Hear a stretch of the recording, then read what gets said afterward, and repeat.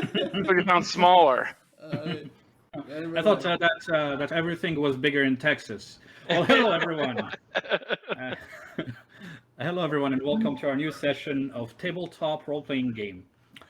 Today is our second session of our second major arc, and we will be missing a key player for today. Ismail won't be able to make it, so I will be playing Galleon Whitehammer, and I will do so in a passive way today.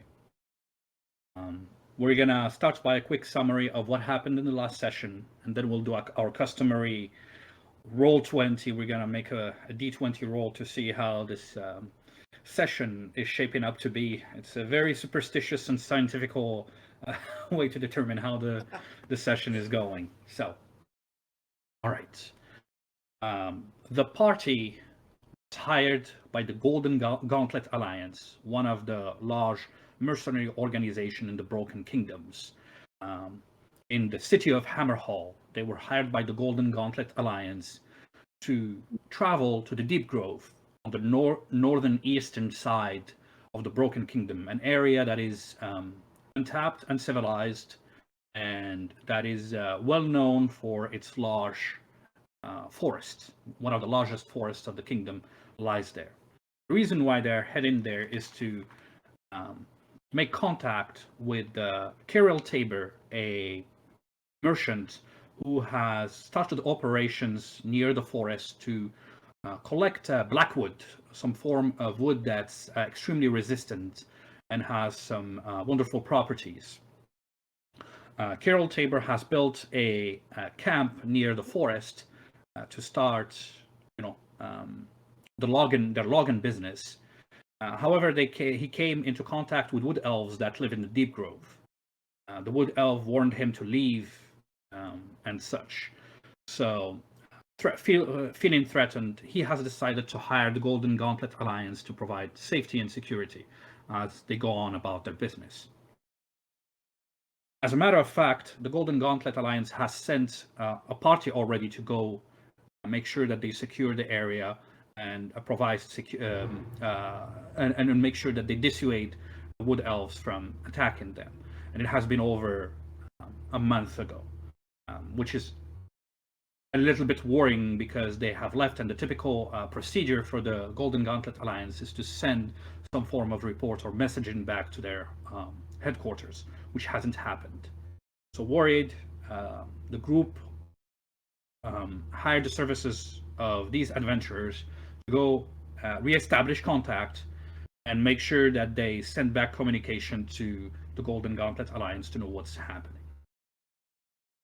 Our party have met two members of the Golden Gauntlet Alliance, Jonah, a warrior, and Tasso, a halfling druid, and they will accompany them on their journey.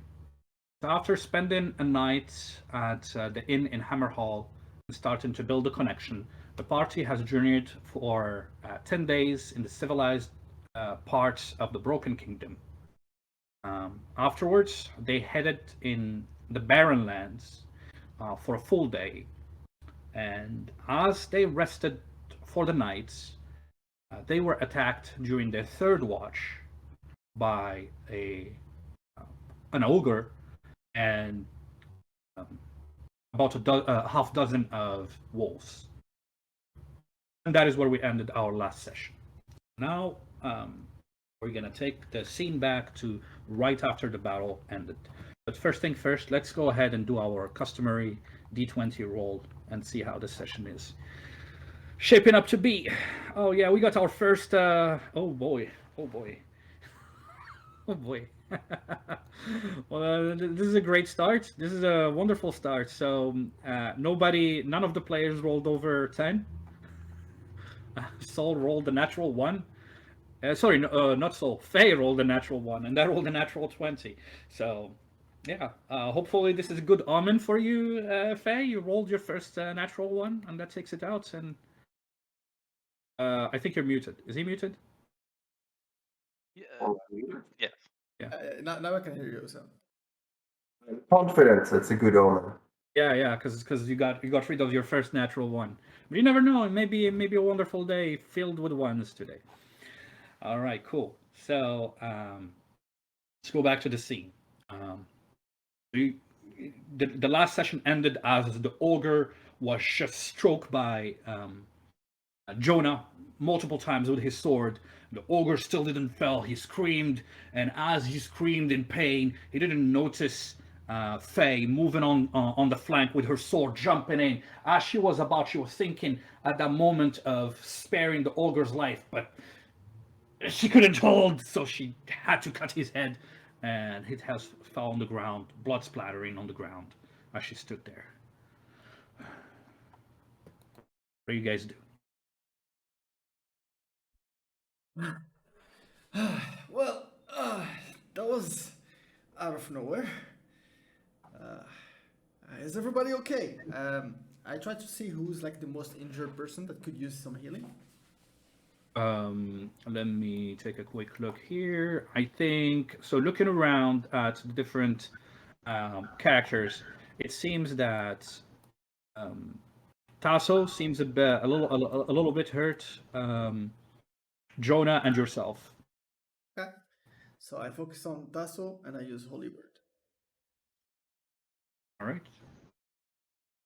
Tasso's like about to turn to Jonah when he gets hit by a holy word. Oh! Yeah. All right. Here's my second natural 20, everybody. So that doesn't work, you best. All right. So I'm like, I'm too tired. I'm sorry, Tasso. I couldn't help you out. So Tasso, as he looks at you and points his hand, and you see this little bit of light emanates of his body, but then it stops, and you're like, maybe he's trying to use like a thaumaturgy or something like. What is he trying to do there? And Is he doing an interpretive dance? maybe it's a salute, you know. And Jonah steps closer to you, Tasso, and puts back his sword, and he says, "Thank you for your help, Tasso, and for handing me the sword." And he points his hand at you and tries his holy word as well. This is Jonah's roll, and this is the... okay, Jonah is successful. And it's a D4. You recover 6 HP.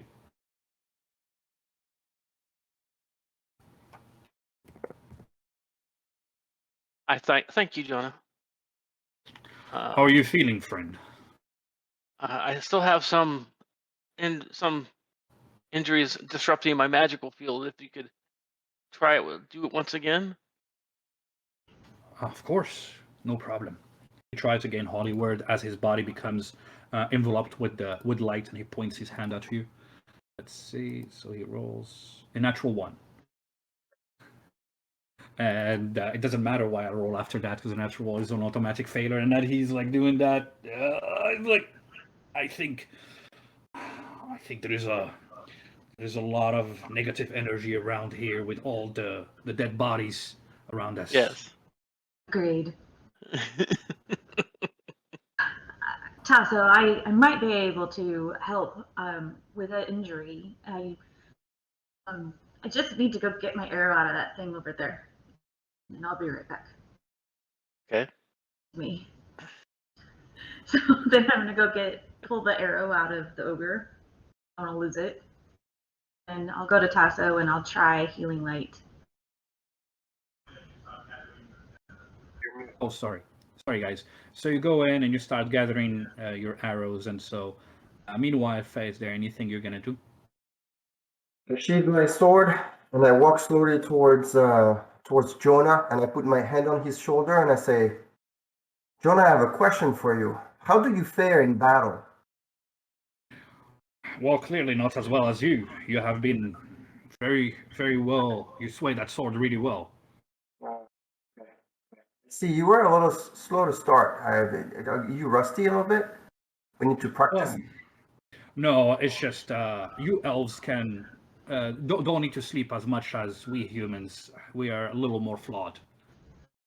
True. Yeah, that's true. That part's true. Hard to get up. I'm a deep sleeper, but I do appreciate having you in this group. You seem to be able to use that sword really well. Well, hopefully, you're reassured by the capabilities of the whole group. I mean, it was a group effort. Would you mind me asking you why you tried to stay away from the middle of the battle if you were so You see, capable with that sword? and I give him a smirk. I'm like, problem is balance. It's all a matter of balance. Well, should you decide to go in the middle of the fray and you need someone to watch your back, always rely on me. As he says that, he raises his shield. Keep that in mind. Thank you. It feels good to feel protected. He nods in agreement. And Galleon, meanwhile, like he's looking around, he says, "Ah, fuck. Right. So, what's the plan? Are we staying here, or what?"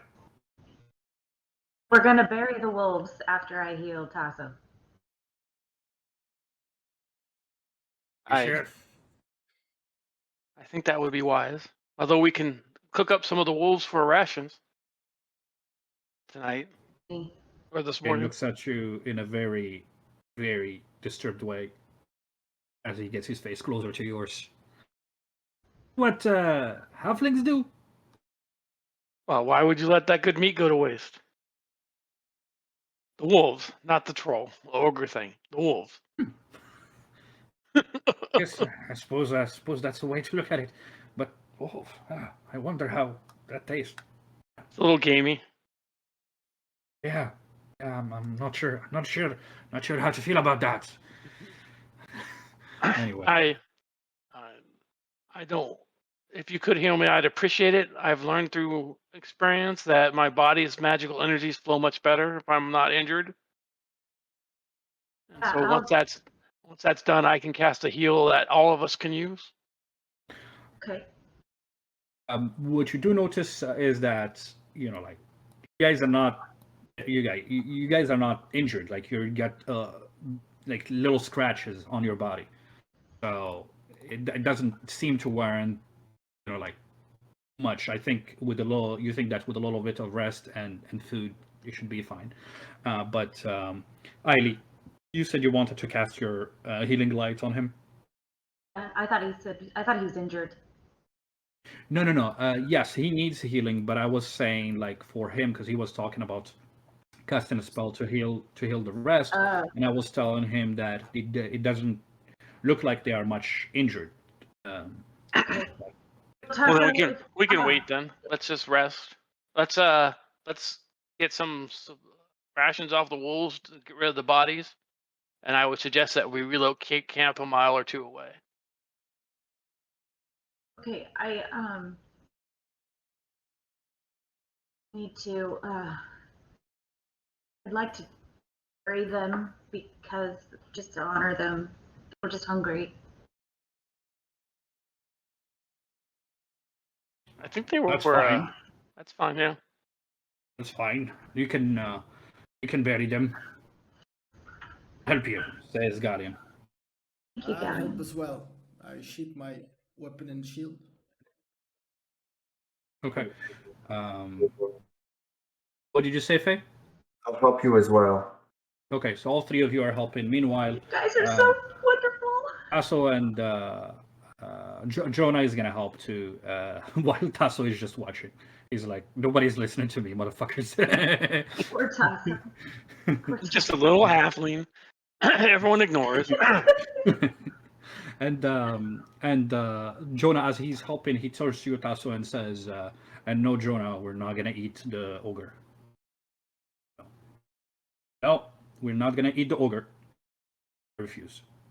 Anyway, so meanwhile, you guys start digging, and like you're able to bury the wolves. Are you just leaving the body of the ogre laying in there? I mean, it won't hurt to inspect the possessions, but I doubt it has anything valuable. But Saul still tries and checks if there's anything valuable. Well, other than his club. Nothing of value on him. I ask Eiley, so what about, I'd like to think that I'm a fit young man, but it will require a lot more complication and logistics to bury him. So is that okay? We can't. It would take probably half a day Yeah. to bury him. So Let's just. I'm just gonna I'm sorry. I'm sorry we had to kill you. Okay, And hold then on now a we can second. have- Hold on a second. Do you guys have a lot of problems with her camera, or is it just me?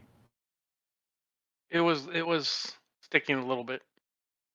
Okay, For so you now. don't have as much problem as I do. Okay, cool. That's good because like And she was mine when she was doing this, it was like like that's why I was asking if you guys were having the same problem, and also with the audio. well, funny that you she's say frozen because- now.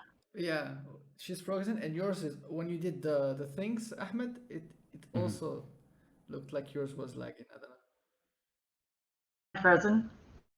Nah, you were for a bit. Do you guys Yeah, you're have still frozen. anything in the background eating up the bandwidth at home? I got nothing playing in the background. I got nothing, literally. Now you're okay, Ahmed. Now you're okay. Yeah.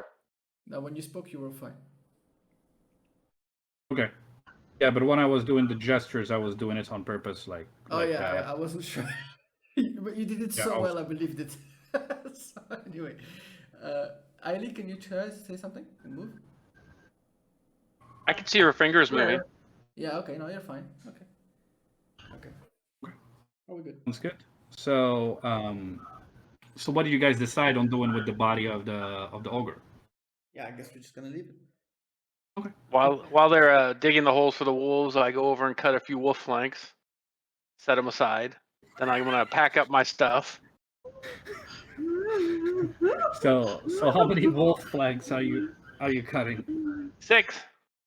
6 wolf flanks. So he cuts the wolf flanks. Make a survival test. Let's see if you do a good job there, or if you just Alright. screw it up. The survival test. Yeah, make a D100. Percentage. Alright, I was just looking to see what it was. Survival. There you are. There.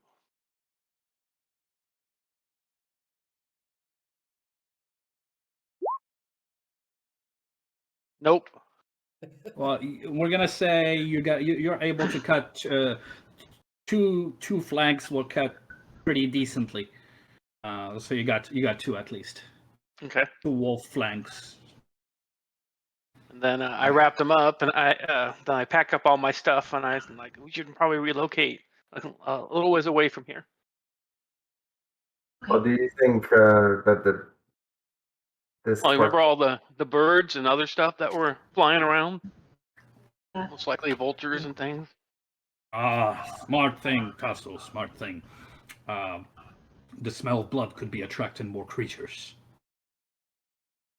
Snakes that like to eat halflings.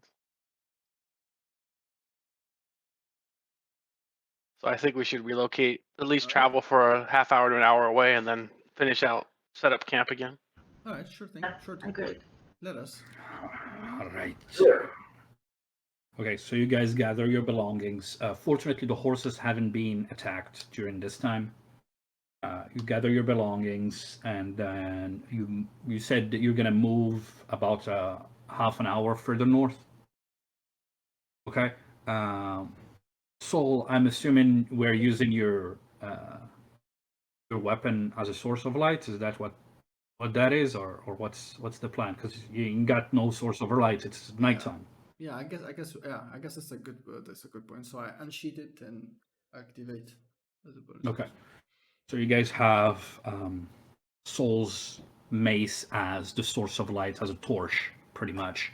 As you make your way about 30 minutes further north until you find like a decently looking spot, and now you start unpacking everything. So I'm gonna say that the battle took place around 5 a.m.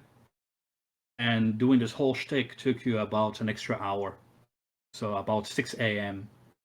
you guys, like finish relocating, stop and set up the tents, and so. I'll cook up the wolf flank so everyone can try some as the morning ration. How do you prepare these things, Tasso? You barbecue them. What is it? But what is barbecue? You just stick them on a stick over the fire with a little, if you have any seasonings, you throw it on there. Seasoning. Fascinating. Well, I would love to continue this conversation, but I think I need to go rest a little bit.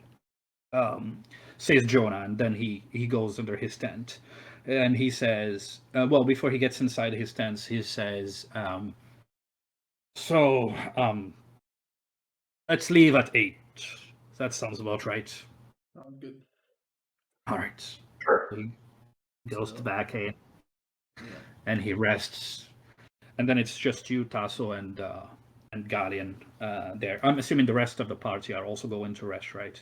Yeah, I'm just gonna eat one ratio before sleeping. You're gonna each round ration before sleeping. Before sleeping. Can't we have a wolf? Yeah. Is there? Yeah, are you eating the wolf or are you eating your own ration? My own ration. Soul doesn't. Okay, keep maybe eating. maybe sleep first and then recover and then Okay. eat. Because we have to leave at 8, no? Okay, fine. Yeah. But we're gonna probably people could eat Could eat in the before. morning, and Alright, eating is so- like short. It's not like long. Sounds good. All right, cool. Okay, Then I go to so you go to sleep. I'm assuming the rest of the party is sleeping as well. Whoever is not making the watch. Yeah.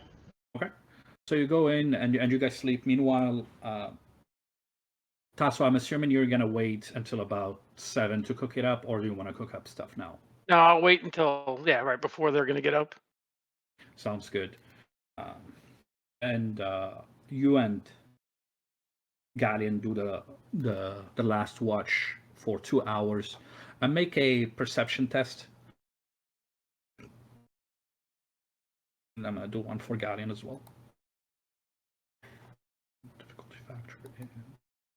Okay, that's good. Difficulty factor rolled the natural 1, so that's not bad. The rest of your watch goes without much problems. You do hear further away, probably on the direction where you guys left. Do hear like howling and such coming from that direction, which makes you a little glad that you have actually relocated. And then Galleon starts talking to Tasso and says, "So, where are you from?" I'm going. I'm from the wild woods, Ah, a remote woods. great. It's good for once to not be the shortest one in the team. Hey. I was actually tall for my people. Well, I'm sure you were. I'm also pretty tall for my people, but these did you see Eileen how tall she is? He says she's like 6 feet almost. It's like their gods just stretched them out for some unknown reason. Well, we know they didn't bless them with the minds that we have, eh? It starts Tall laughing. people Yeah. always have to hit their heads on branches. I know, I don't have that problem at all. And then he says, by the way, you can't see in the dark, can you? No. All right, I'm gonna tell you a secret. My people are pretty good at seeing in the dark. But I'm not very good at it too. I have my secrets. So I use my powers. I can create runes on weapons and stuff. So I use my powers on my arm, on my cape. See this cape? As I used it on, now I can see in the dark. Nice. My Yeah. mentor tried to teach me how to do it, but I didn't learn. They tried to teach me that too at the beginning, and I didn't learn. But then I realized, yeah, that was a really bad situation. I was once, Saul and I were in a cavern. We were trying to be stealthy, and I think Faye was very stealthy. Like I didn't even see her. Like I didn't hear her, nothing. And she was gonna attack the goblins. She was about to kill the goblins, all of them, like 6 of them. And then I walked on Saul's back, and he got scared, so he got a torch and he lit the light on. And then the goblins turned and saw Faye. and they all like started stabbing her. And I thought that was very stupid, but I didn't say anything. I said, we can see in the dark. She wasn't very happy. Not very happy, that one. Yeah. Something I But, shall have to learn in the future. Yeah. Well, I didn't think that you would need a that a torch in the dark would make us, detected. On a second thought, yeah, it makes sense. Yeah, it makes sense that we would get detected. But anyway, I guess my point is, if you're on a watch and I'm not with you on the watch, and you need to be able to see in the dark, maybe I can give you the rune on your weapon, or Thank you. armor or whatever, and it stays active for 24 hours. Yeah, dwarven magic, my friend. Dwarven magic was so good. Nice. Yeah. All right. Well, I'm assuming you can also heal, right? I saw you healing and stuff like that. Yes. So when you see me charging and starting to, bash heads, you just remember me as, okay? Yes, that's why during the battle when you got hit by that big rock, I healed you up. Well, I saw that, and I wanted to thank you for that, and that's why I'm offering my help as well, and I think we can help each other here, hey? Yes. Thank you. All right, great. And he taps you in the back, and he says, we smaller folks need to stick together, hey? Anyway, Yes. so you guys finished the long night. I gotta do this because he has good persuasion and shit like that, and he likes haggling and crap, so I gotta do this kind of stuff. So anyway, you guys spend the rest the next 2 hours doing your watch. There is nothing worrying you. About an hour and a half, you start, like barbecuing the wolf, right? So whoever has slept after the battle, you have slept for 2 hours. Okay, roll 2d4 if you need regeneration, any type of regeneration. Roll 2d4, and that's what you hit in HP, MP, EP. Please go ahead and do that, and I'm going to do that also with my guy. Okay, here's 4, so that's 7. Not bad. I'll take a 7.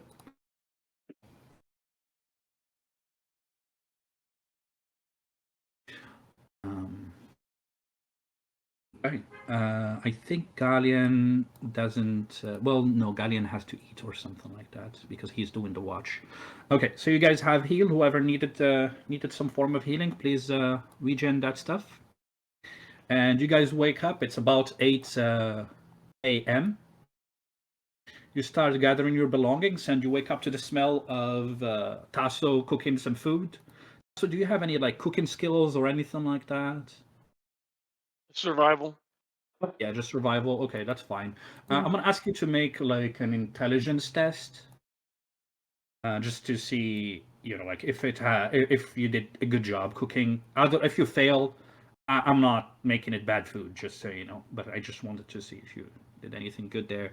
So, and then I'm gonna roll a d20 here. So you did I'm gonna ask you to re-roll that one because we are all equal. Rolled a 17. Oh, we're equal. Okay. Yeah, we're equal. Your total was 31. And by the way, when you do the roll, just tell me what the score is, because sometimes I gotta switch screens and stuff. So the fastest you tell me the total, the better it is. 28. So 17 plus 9 is less than 28. So you are successful. All right. So who you guys come out for food ready for you? So who's gonna? Well, I told you had 2, right? You made 2 of them. Yeah. Right, Paso. So you have 2 meals set up. Are you gonna eat any of them, or are you just gonna offer them to people? I would offer them to others first. Okay. Jonah thanks you. He doesn't seem to be interested in it. As far as the rest of the team. Eiley, do you want to eat some wolf? No, it smells oddly good. I thought that it was gonna, not smell good. I'll try a little bit. I give her a ration or a portion. Okay. So, Jessica, are you going to eat it? Okay. Okay. Roll an endurance test for me. Okay. 17. Okay. Ooh, not very good. You know, you don't like it. The meat is tough, but it is food. You know, like it is food. It's like you feel like it's not the cooking that was bad. It's probably just that the meat is too tough for you. But it's food. So if you were hungry, which you probably were a little bit, this has satiated the hunger, but doesn't regenerate anything. Okay. But thank you so much, Tasso. It was good. And thank you, little wolfy guy. Anybody else? There's another serving. Galleon says, "No, that's yours. You worked very hard for this." I'll eat Yes. Yes, have it. it. I'll eat it then. Okay, let's do an. Oh yeah, cool. Let's do an endurance test for you. 30. Oh, nice. Look at you, man. Look at you. We're living in the wild and shit like that. I like it. Yeah, you're eating it. It's tough, but like, meh, you know, you've eaten tougher shit. Roll a d4. Just a d4, not yeah. endurance. Roll the 1. Ah, that's unfortunate. You recover 1 HP and PEP. You know, Take it. and you're not hungry. You know, like because your last meal was last night at night. You feel good. You got some meal.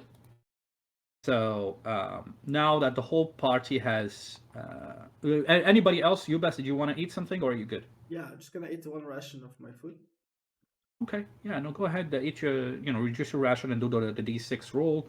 I think for the rest of the party, none of them is, well, at least Jonah and Galleon are not eating. Both of them are waiting for lunch, pretty much. Yeah, me too. Okay, so once all of you have finished eating, I'm assuming, you're not doing anything else, right? Or you can interrupt me if you want to do something while you're waiting for people to eat.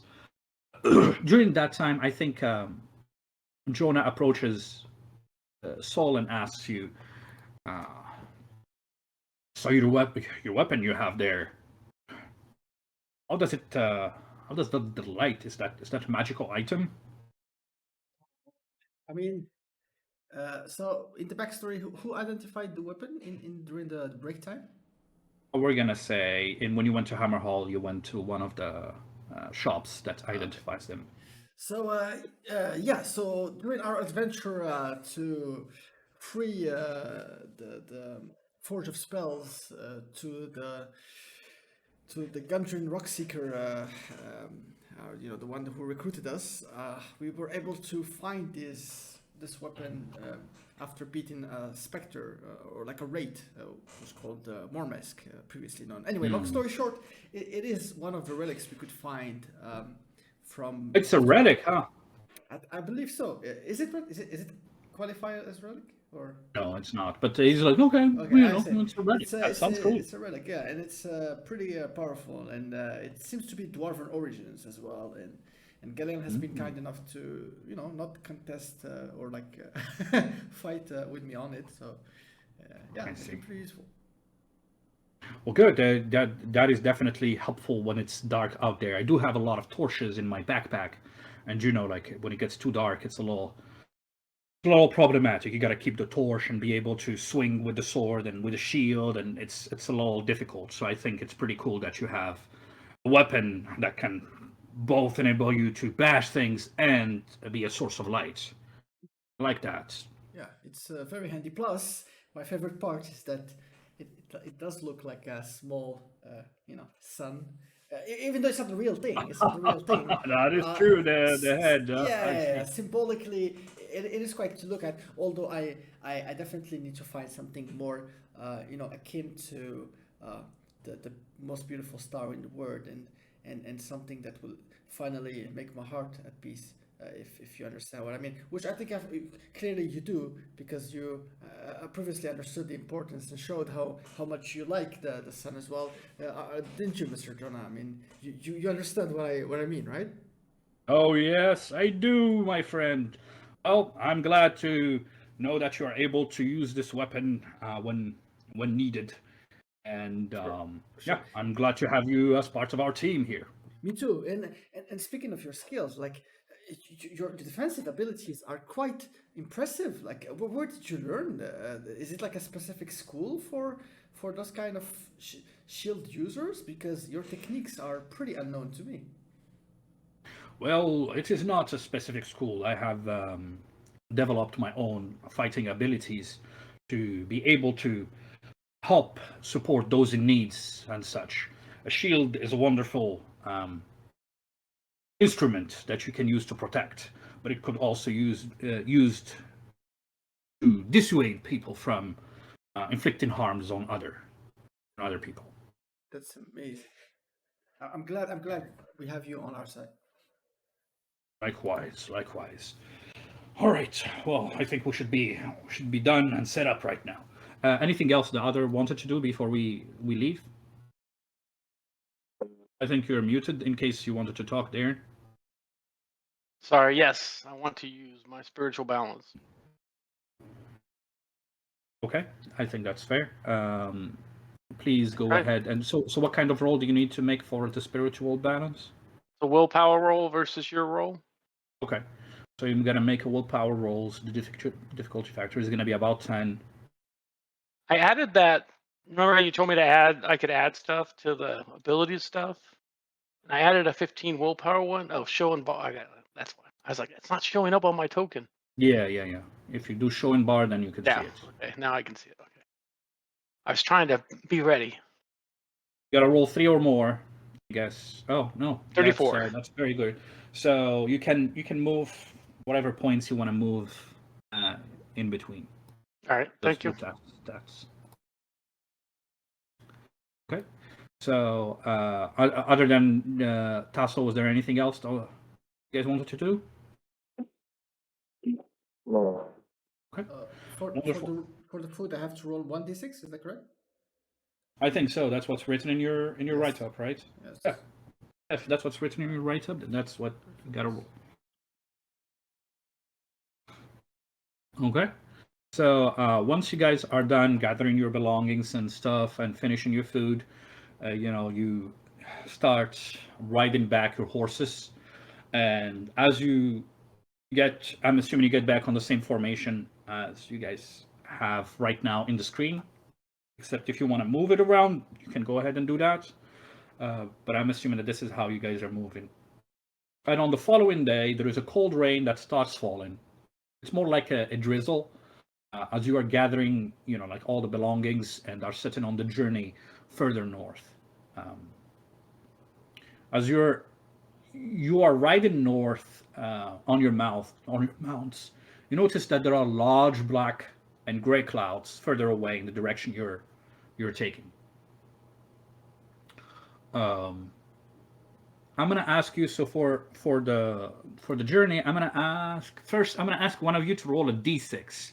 I'm gonna ask. Let's see who's the winner today. You best roll a d6 for me. All right. 4. 4. Okay.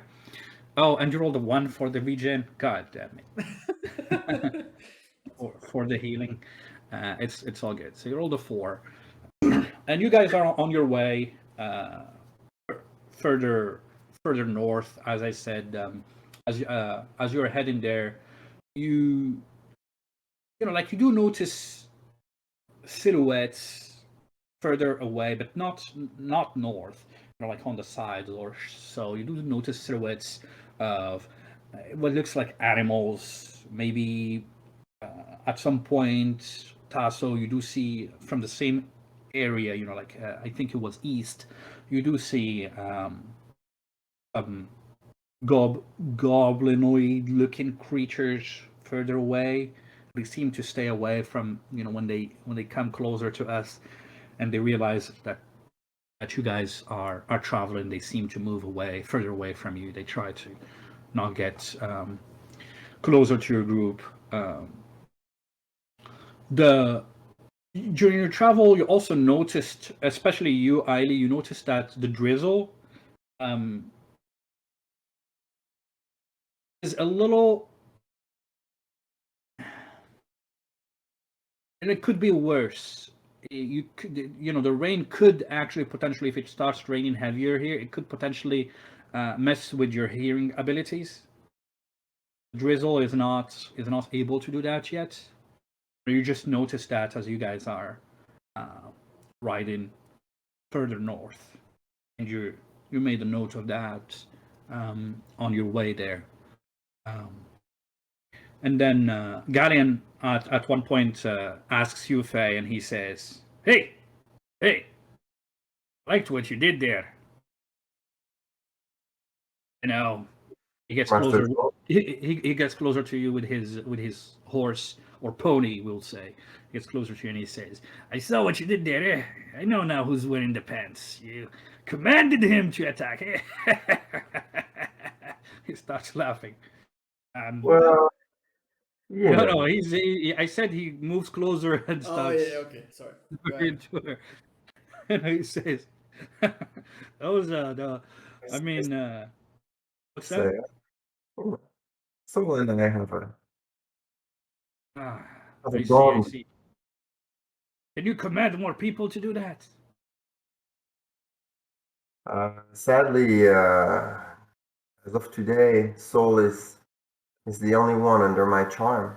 I'm hoping Jonah will be there too soon.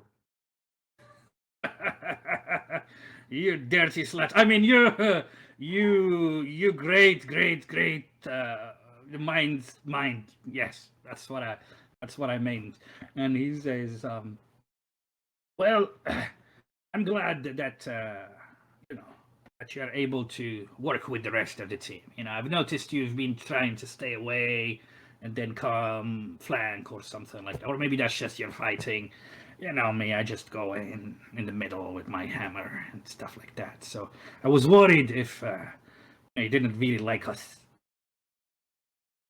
Well, you need not worry, Master Dwarf. I think we've been through enough, right? That I'm dependable. Let's just say that. How do you put it? I'm just not a fan of knocking on the door as the first step. My parents I'm taught just me that you have to be polite and knock on people's door. true. That's true. That- we always polite though on in our adventures. Sometimes stealth and surprise are important as well. That's true. That's true. I can see that. I mean, I totally understand it. You can see that. I wanted to tell you something for a while, and I never got to it. But those short legs of yours, sure, they sure work well. I was very impressed back in Fendulin in the Red Brand's castle, how you caught up to that mage that was running, and I mean that was some speedy moves you had there. Yeah, I was the fastest back in my hometown. I was always very fast. I ran to go in the middle of the battle, and then ran away to go. I don't know, like to get drunk with my friends. I was pretty fast back in my days. So yeah, I appreciate that. I appreciate it. My problem is I wear these armors and these stuffs. They cling a little bit. So rather than hiding, they're gonna hear me anyway. So hello, damn. True, that's true. I mean, all the stuff you wear probably helps keep the smell in too, so I'm grateful for that. And I'm also very grateful that you use your talent as a runner to run to the battle and not away from the battle. So thank you. Of course. And he says, I thought you were trying to tell me something else when you said there was something I wanted to say. Did Is there you? anything else you want to tell me? Anything else I want to tell you? Thank you. You're welcome. I knew it. I knew you'd say that. And he gives you a tap on the back and says, "Yeah, it was my pleasure to give you the rune on your items. It was my pleasure. Hey, we dwarf are very kind and generous, and we like to show that we care." That's what I'm thankful for. Yes, indeed. And At that point, I'm gonna ask. So let's see. I'm gonna ask Soul to make a perception test. No. 27. What's your total? 27. That is actually good enough. So you're noticing Galleon and Faye are close to each other and joking a little bit, like they seem, but you can't hear what they're saying. And you want to hear what they're saying because it seems like you heard Soul was mentioned in that conversation. And as your attention is drawn to them, you hear something on the other side, like the sound of something being thrown. And you turn, and as you turn, you see a big rock flying at you. You can react. You can make a defensive test. All right. Let's see. I'll try to. So is it like a rock? I cannot really. It's not. It's not this Yeah. rock. It's a big rock. Yeah. Okay, Do you so want I'm to trying to parry it dodge. with your? You want I to have parry to it with dodge. your hand? No. I'm gonna dodge. Because you got nothing drawn. Just so we're clear. Like, what do you Yeah. want to parry with? I rolled All a right. So 27 you. for dodge. L 27, man. We'll see how this is gonna go. Okay, let me see here. Alrighty. So this is Oh,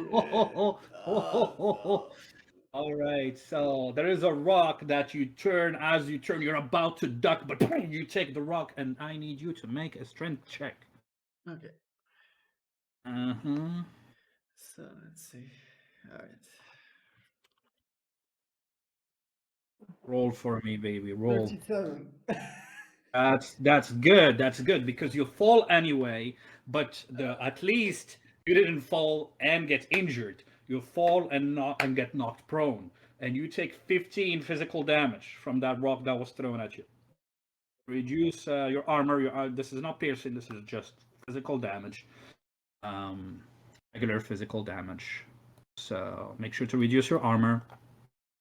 And you fall prone. You guys see as Soul gets knocked prone from the horse, and you roll on the floor. You know, like the ground also is less rocky because of the drizzle, right?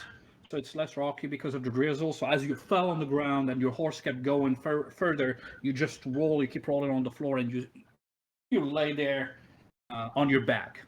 You're knocked prone as you got hit by the big rock. You guys look to the west, and you see behind like a larger rock, there is this big ogre that just threw a rock at Soul and is picking a second one. But as you see, there is actually not one ogre, not two ogres. Let me just do this.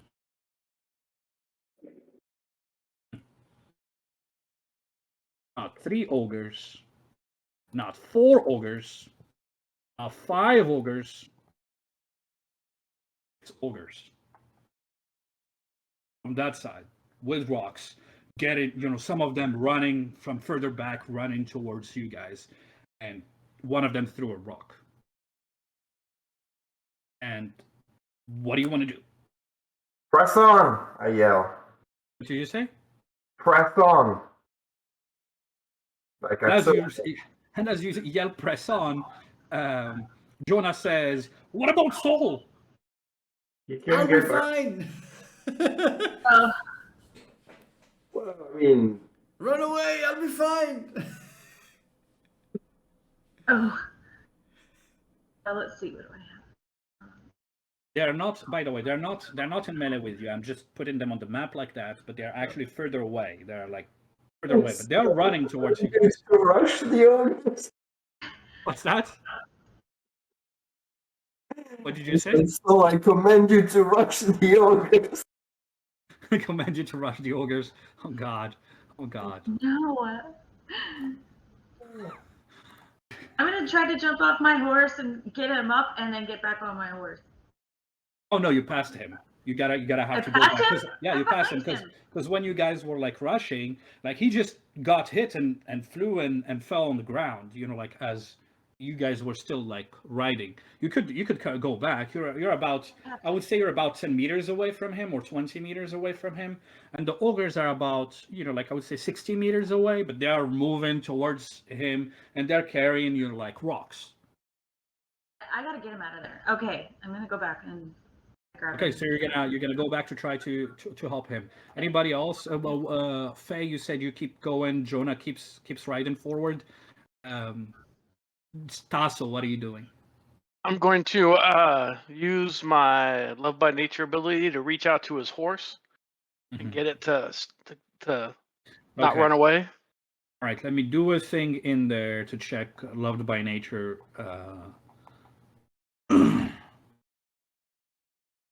Yeah, loved by nature, you can, you know, is not something you could use for this context because you need to communicate first with him, with the horse. How are you going to communicate with the horse if you want to communicate?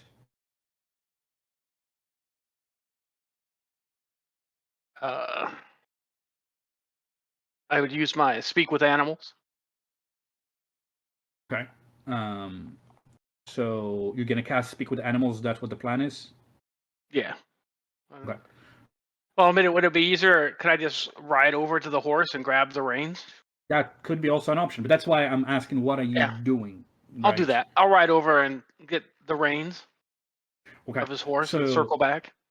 Okay, got you. So you're gonna ride towards the horse and try to get him from his reins, and you notice that the horse is kind of following in the same direction as Jonah.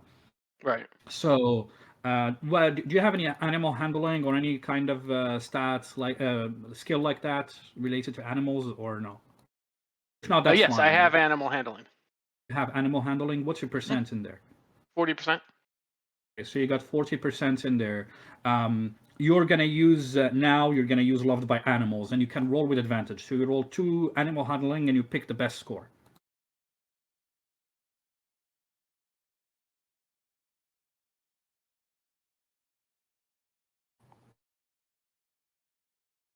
Oh God! Well, at least it wasn't 100.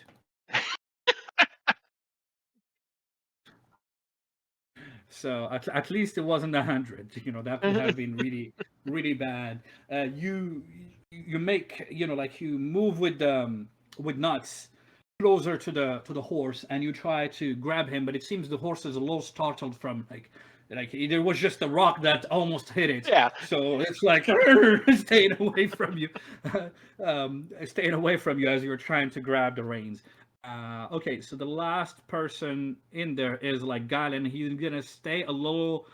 He's gonna slow his speed and keep an eye on you, Soul, to try to see if you're, you know, like if you're gonna be fine. Ailey, you're gonna move back next to Soul, right? That's your plan. Okay. Do you have a riding skill or not? I have animal handling. Have animal handling, and you did that whole communication with your animal, right? Yes. The previous day. Yeah. Yeah. So I'm gonna say you could roll animal handling with advantage. Okay. I'm so nervous. Okay, I got this. I still failed. You still failed. So you're trying to get your horse to go as fast as possible towards Saul. Unfortunately, he's not. He's a little bit afraid of the creatures. He doesn't get next to Saul, but he's afraid as he's seen these creatures getting closer. Saul, what do? You're knocked prone on the ground. So do I use my my whole action to stand up? I guess, right? No, it's not an action. It's the movement, right? You're gonna use the movement to stand up. But the thing is, you could make a roll to see if you do not need to use a lot of movement to do it. Yeah. Let me go back to the rule and just check here for a second. Prone, right? It's under prone. Okay, so you need like an agility or strength test. Yeah, I'll do the strength test. Okay, let's do that. And I'm gonna say this is a 15 difficulty. It's not a simple being knocked prone, so 15 plus d20. That's 27. What's your score? 34. 34. So you're able to stand up, and you consume only, by doing that, you consume only, let me see. So what, on a success, you have, use half. Okay, so you used half your speed. So you used 5 meters to stand up. All right, it's 5 meters. So for the remaining 5, I get closer to Eiley. Mhm. So I'm still far, I guess, right? Yeah, you're still far, but you could use a dash, and you can get Yeah, next to her. Yeah, I'll do that. Okay, so you dash, you run as fast as possible to get next to Eiley, and you actually get next to her, and you could even like climb behind her should you want to. Yeah, I'd like to try that. Yeah, because that costs only, it doesn't cost an action to climb, it costs movement to climb. I help him and put a hand out to try to get him up. Yeah, that's fine. You don't need to make a roll. He just, yeah, you give him your hand, he holds on and gets back on your horse. And as he gets back on your horse, well, now the two of you are next to each Of other, course. which also means I'm going to throw a big rock at the Oh, both God. of you. See how this is going to go. So, yes, how are we going to do this? I guess I throw a rock and both of you have to do a dodge, right? That's how this is going to go. I'm controlling the horse. Yeah, but you got to dodge too, or there's a rock flying at you. You're trying to duck or like move your head away from it. Okay, I'm gonna do one test, and the first one I'm gonna say is Jessica, and the second is Ubes. Okay. So Jessica, you're the first one. Oh, I rolled a 2. So well, so you roll like horrible. Okay, 28. That is successful. So the rock flies at you. You move your head away, but the rock goes towards Soul. It's a 2 Soul. So roll your dodge. That was right. Okay, you are successful. The good news is we rolled a total of 25. So the rock, you're able to avoid it as well as it falls next to you guys. And you see these monsters are getting closer to you. Galleon screams, "Come on, guys, faster!" Oh, horse, go! Swag, swag. Go, horse, Okay, go! so we're entering a chase. So let's go ahead and. Ooh, this is a chase with horses. So that's going to be an interesting situation here. So you guys are able to follow the group, but you're following them, but you're further away from them. So it's you, and then there's Galleon midway, and the rest of the party is keeping on heading further north. So the first stage is, as you guys are trying to navigate it, is to just navigate the terrain and being able to follow them. So I'm going to ask then for either well, it's Eiley, you're the one who's in control of the horse. I need like an animal handling. You can still roll with advantage as well. But this is to get, like to be able to navigate the terrain effectively. I failed. Okay, so you're going with your horse, you're asking it to go fast, but the horse, the problem is, like you're just trying to go on a straight line. That's not the right way to do it, because as you're going on straight line, there are these dead bushes on the way, slowing the horse down. There are these rocks that the horse is barely able to avoid them. It's not actually, it's the fastest route from a distance standpoint, but it's actually slowing the horse down, and as a result, one of the ogres gets closer to you guys. He's still farther away and throws another rock at you, so you guys are gonna have to dodge it. So I'm gonna make one roll for my throw attack. Okay. Now, ooh, you are barely. No, hold on. You're not barely successful. You're not successful. You're not successful. 15 plus 10 is not 20. It's 20. It's 25. So you don't need to make a roll because it already hit her. Sorry. So Jessica, I'm gonna need you to make a strength test. Okay. Yeah, roll your strength. What's your total? 18. What's that? 18. 18. Not good. So you actually are hit by a rock, you take 15 physical damage. And you are immediately thrown out of your horse. Can I do You an fall on the inclusive action ground. To do what? to catch her? No, you cannot. In this context. Well, hold on. Because both of you are in the same. Yeah. He's And got the his same arms thing. around her, most likely. So what I would say is she could roll with advantage. Okay. There's no intrusive action. You're just helping her. All right. Thanks. So Jessica, you rolled a 5. You can roll another D20. Come on, Jess. Okay. Okay, I got this. She rolls a 5 and an 8, and 8 is unfortunately not. Well, 8 plus how much did you say your roll is? Your stat is? That'd be 13. 21. So the 21. Huh? No, that is 17. successful. Right? What do you mean 17? She doesn't have 17 on strength. Oh, She's sorry. the archer. Okay, yeah. That was the dodge. Yeah. Just right. No. So it's strength. So she has. You are successful. So you do fall.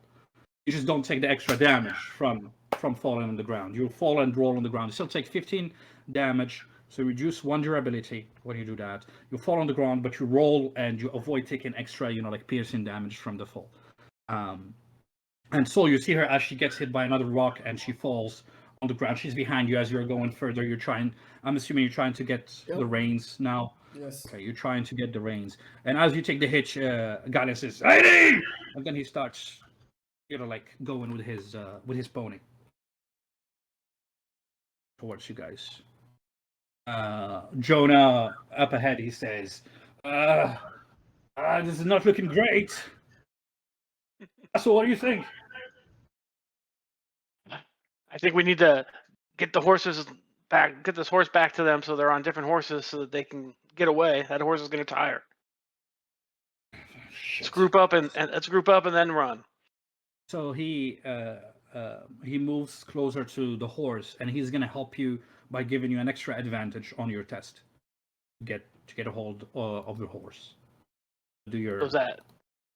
you roll Animal. 3 times, and you pick the best score.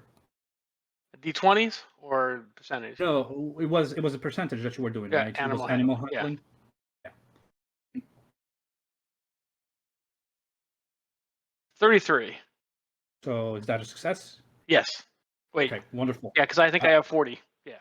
Yeah, just double check, confirm that you have 40. Yep. Okay, so you go in and you grab the horse's rein, and Jonah moves to the other side so that he doesn't move away from you, and you're able to muster the horse, and the horse is now following you. And by that point, Jonah says, "Okay, I think we're going back, right? Yes. All right, let's go. Do it as fast as we can." And then you and Jonah are riding that way as you're pulling the horse towards where Sol and Eiley are. Faye, what do you do? I'm going to try to distract the ogres. So the idea is the more people are grouped up, the bigger the target it is for them. So I wanna try to at least get the attention of some of them. So So how do you go about trying to get the attention? yeah, I want. So how far away are they? The ogres, I Yeah, would say they're about, the closest one is about 60 meters away, I would say. Okay. So I'd like to ride still away from the group. I'm gonna stop heading north, right? So I'm gonna ride a little bit towards the ogres, and yeah. Like this, for example, Say again? like what I just showed in the map. Moved closer. So I moved your character from here to here. Yeah, something like that. Okay. So you're trying to kind of get closer and then move back, right? Like do something like this. How close can I get with the? I mean, what's one movement with the horse? I guess the horse, you can move 20 meters on normal movement, and you can do 40 meters with a dash. You can do 40 meters with a dash. You know, that's when you use also your action to get closer. I'm gonna do a dash. Okay, so you want to go even further than that. You want to move here. This is not 4. I know it shows 4 meters, but it's not a real map. But you want to get even closer to them, I right? want to get in range. I want to get in range for magic. Okay, which means that you're also in range to be hit by their rocks. Yes, I understand. Okay, sounds good. So you move closer to them on your horse, and then we go back to to Eiley. Eiley, you're on the floor. What do you do? Knocked prone. You're also muted. I'm gonna stand up. Okay, you could do a strength or agility test to stand up quickly. Okay. What did you say? Agility, I'm assuming, right? Agility. Okay. Go ahead and roll your agility. What's your total? 32. That is successful. So you stand up with half your speed. You have you can move 5 meters and use a dash to move an additional 10 meters. I would like to run towards my horse. Okay. You won't be able to reach the horse. The horse is about 20 meters away, but you're going to get very close to Okay, them. I'm just gonna just book it. Okay. So you run as fast as you can towards the horse. Sol, what do you do? I try to gain the control of the horse. Is that something I can naturally do? Oh, you get it. Okay. You hold the reins. Mhm. I turn, and as I see Ali coming back, I go towards her to try to pick her up. Okay.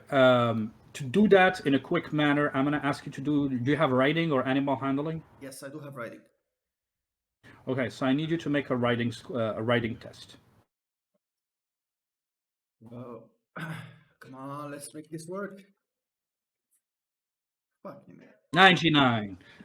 So that didn't go very well. So you know, like, you actually spend a long time to calm down the horse and make him turn, because the horse is afraid of what's coming. You know, the rocks being thrown at him and stuff like that. So it takes you a while, and by the time you finally get control of him, you turn. Eiley's about 5 meters away, and the ogres are are getting closer. So that was your turn. Your turn was wasted to get control of your horse and try to get him to move there. So meanwhile, Galleon, is rushing also closer to you. Let me see. What can Galleon do other than that? No, I don't think Galleon wants to fight in this context. So he's just getting closer, and he moves more like this. He moves more closer to the creatures, and he gets his shield out, and he says, "Hey, you fuckers! I'm Galleon Hightower, and I'm gonna kill you all!" And they don't seem to be scared of him as he shouted that. There are 6 ogres running. He's tried some form of intimidation, but that didn't do shit. Anyway, meanwhile, Tasso and Jonah, what do you guys do? I think we continue. We head towards them with the horse, so that hopefully we can get them on the. Maybe she can get on the empty horse. Okay, so you guys do then a dash, and the dash gets you in melee with her. So you have the horse next to her. You see that excuse me, that the ogres, because what they do this round is they just run closer, and they're about one more movement to be in melee combat with us in here, with this group right here. So that ends. Well, that is about to end the turn, and then I'm going to Faye. So Faye, you're in range if you want to use whatever you want to use. Yeah, so I'm in range of all of them? No. You're in range of the closest one I told you. This guy right here? Yeah. I target him. With what? We'll do a chilling bite, I suppose. Okay. Yeah, chill them, baby, chill them.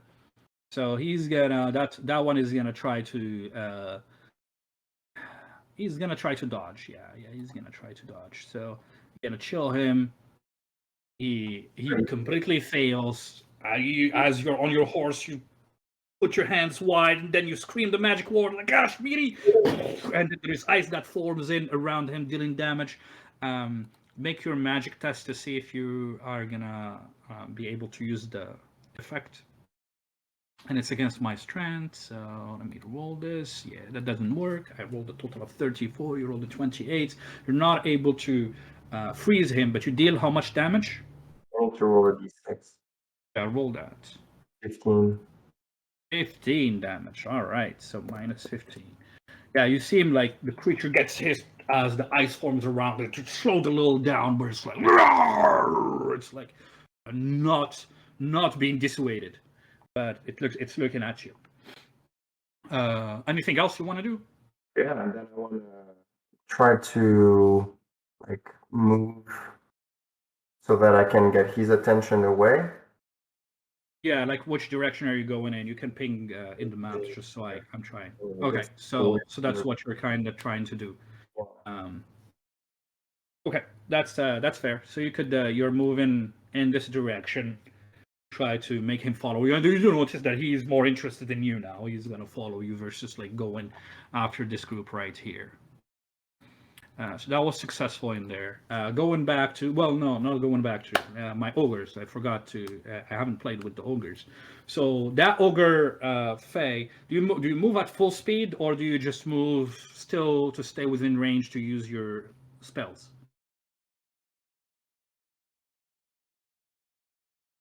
Well, I'm going to try to move at full speed first to see if I can get him to head towards me.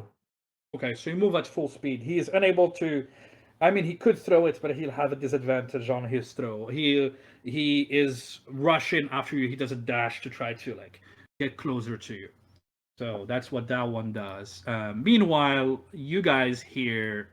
So one of the ogres is throwing rock towards Galleon Whitehammer, and the hammer. Well, he raises his shield and try to like use it to block. So we'll see if that's gonna work. The ogre rolls a 2. Galleon, with his parry, rolls a 32. Galleon, the rock flies at Galleon, and you see him raise his shield. It hits the shield and make him shrink almost, but it's deflected. And the horse itself was about to fall. The pony was about to fall from that impact. And he says, "Faster!" But before that, this ogre right here throws a rock at Eiley. Eiley, you could dodge if you wish. Okay, so I'm gonna do my throw, and it's a 6. I need you to do your dodge. Hold on a second here. 33. 33, great. So the rock just lands, you avoid it, and it lands right in front of Soul and your horse. Your horse and Soul, the horse that Soul is riding, like pulls back and hisses, afraid of what just happened. But Soul's maintain control of the horse. And that's about it. The other ones are still moving to get closer to you guys. Now is your turn, Eiley. Okay. So you got options. What's in front of you is you have Galleon nearby with his shield trying to get their attention. You have Soul on your horse, and you have Tasso who just joined with Soul's horse. And you see Jonah is getting closer to Galleon to provide him support. I'm gonna call to Soul and Horse and tell them to get out, and I'm gonna try to get on Soul's horse. Okay, so that's that. You don't need to do anything. You just get on top of the horse. You don't use even any movement in there. So you're good. You're on top of the horse. Oh, okay. You're riding the horse, and then what do you do? I call for everybody. Let's just get out of here. So where do you guys head out? Do you head north towards where Faye is? Do you head Towards Faye. Yeah, You no, move Towards towards Faye. Faye.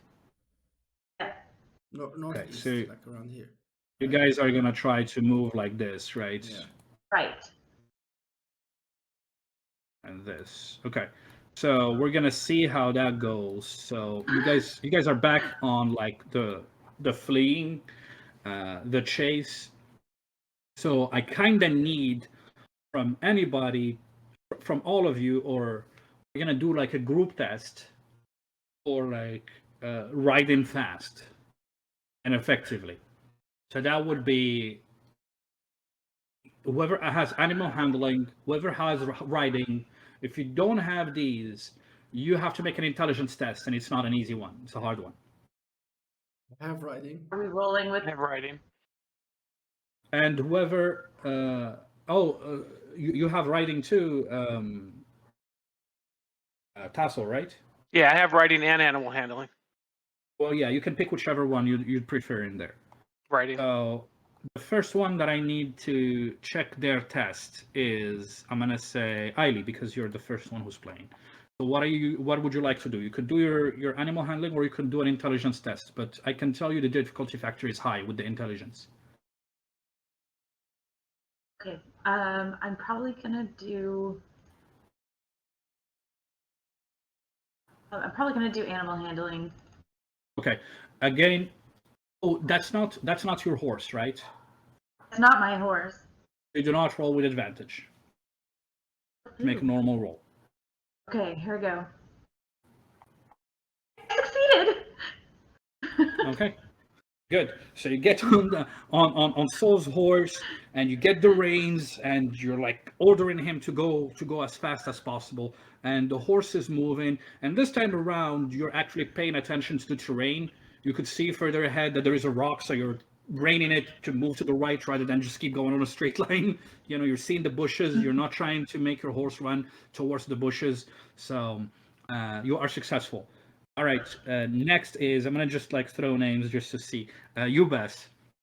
Get our friends Ubas. Let's do some. I'm gonna roll for riding. Do I have any Gonna advantage? roll for riding.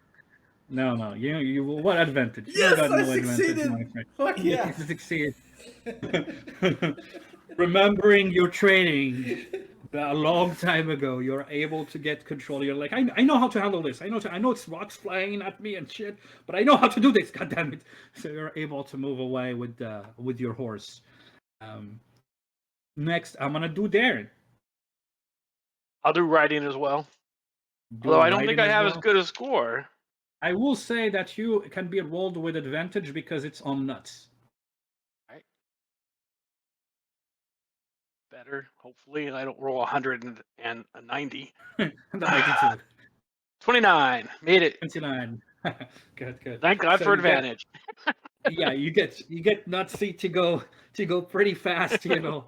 She's like, yeah, I don't want to be around this shit. So she's moving around. Those rocks As a are matter of bigger fact, than me. she's not taking the fastest route. She's taking the furthest away route. You know, it's like she starts directly going east. Like she's not going north. She's going east first. She's like, I'm out of here. I'm not going to be near these fuckers. Okay. And then we got like Jonah. Well, first let's do Faye. What do you want to do, Faye? Are you riding? Like you heard them screaming, and even Jonah is screaming. Let's move away from them. We got Eiley. Yeah, and I saw that. I saw them getting Yeah. towards my direction. Question for you, Game Master. I don't know if you're gonna answer or if I'm gonna have to try. Yeah, you can dismount and use your ulti if you want. Yes. I'm just kidding. Can I? Well, actually, Can I use Chaos Bolt on Galleon? You know? No, not on Galleon. On Galleon's horse. there was a meeting says it was going to be on the ogre, right? Can I? The ogres are trying to chase us, correct? Yeah. Is it possible for me to impede their movement by making growing vines on the ground? Would that work, or do I have to By try? making what? By making what? By growing vines by using entangle. Does it stay or is it instantaneous? Like, look at duration. Does it stay or is it instantaneous? One action. Yeah, no, duration. There is duration in there. Not casting time, duration. It's the last thing in italic. Yeah, duration. A. Duration what? A. Yes, that's instantaneous. So no, it won't stay there. You know, you don't create like an obstruction. Like it just appears, hits, and then disappears. Gotcha. It would hold him for 1 round, right? Yeah, but he has to cast it on them, not on the ground. Yeah. Yeah, because I was thinking he was like doing it on the ground first, and they don't. It doesn't hold. I don't think it holds entangle. I think it messes with their disadvantage. I think that's what it does. Yeah. But you know it. You have what's written. You can look at that. I did, and that's why I wasn't sure. Okay, so is this guy still in range for me or out of range? Oh, he's out of range, but he was like rushing towards you. Because you said he did a dash, so I wasn't sure. Yeah, he rushed. He did a dash, but he didn't get in range because remember you are on a 40 meters horse, and you know the horse moves 20 meters and then 20 meters with a dash, and he is like running on his feet. Yeah, ogres are slow, so that's fine. I'm stopping my horse and wait for the group to catch up. To So try you to stop. You wait. yeah, stop. Well, I mean, how So far? you're seeing. Now here's the thing. They're not necessarily moving towards you. They're moving your direction, but they're moving away from the ogres. Yeah. So what I'm trying to do, here's what I'm trying to do. I want to see if I can help them catch up to me, right? So I want to be in a position where I'm not just on riding alone ahead, leaving them behind, but like so that if there's something I can do to help them or slow the other guys. Okay, let me just tell you this: if you stay there, like this guy is gonna get closer to you and be able to throw shit at you. This one. It's angled towards us. Yeah. Then I go this way, I suppose. Okay. Yeah, just to clarify that, because if you're just staying there, he's gonna be closer to you and start throwing shit at you.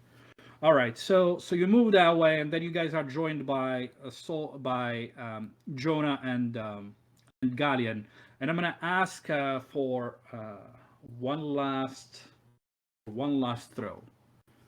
That one last throw, or what I think is one last throw, because it may not be one last throw. That throw is on Galleon.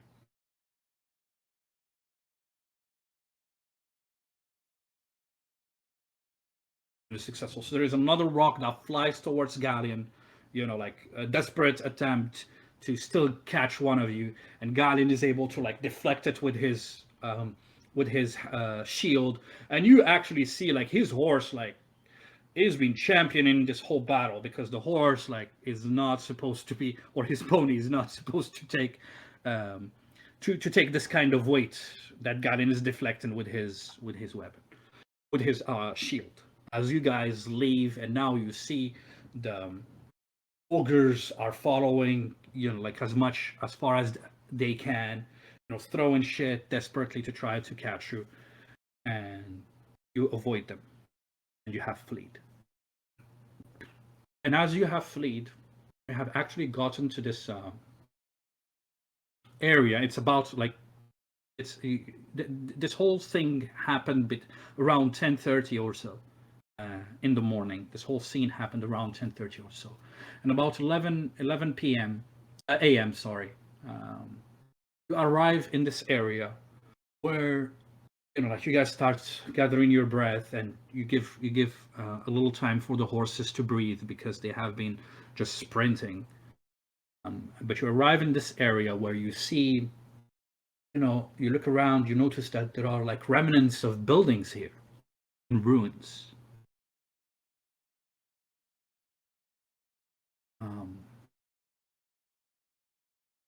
Yeah, from the looks of it, it seems that these buildings have been destroyed. And as you guys are slowly trotting on your mounts, it seems that they have been destroyed. But as you look, it seems that this is old. This is very old. It may have been hundreds of years ago. Looking at the different remains, must have been a village or town. Not They're sure. like signs of like ogre rock destroying the village, or Make a perception perception. No, you don't need to make a perception because you're actually trying to see on, like how the buildings are broken. If it seems like rocks throwing, make an intelligence test in this case, not a perception, because you already have seen that stuff is broken. Intelligence test. Not one of the ones I have set up. Okay. Yeah. You guys can move back your characters however you want to set them up as they are moving. 30. Okay. And I'm gonna roll a 19. Damn. But you are successful. I shouldn't tell you if you're successful or not, as a matter of fact, but that's fine. No, it does not seem like the way things have been broken. It doesn't seem like it was destroyed by rock throwing. Right. That's what you gather looking at this, and you know that this has happened based on what it looks like. You look at the rocks, or like the bricks, the broken bricks. It looks like this has been constructed a long time ago. This has been broken a long time ago. I want to see if I can spot any, not people, but creatures or anything that would be living in the ruins. If there's any signs of presence. Make a perception test for me. So you're looking around and you're being very careful. You're focusing on your hearing and such. Is Eiley within 6 meters of me? Sure. So what's your total? You rolled a 17, so I need everything I can get. Hold on, I can't remember what it provided to me. Yeah, just look at your bond with Eiley to figure out how much. I think it's like 2 or 3.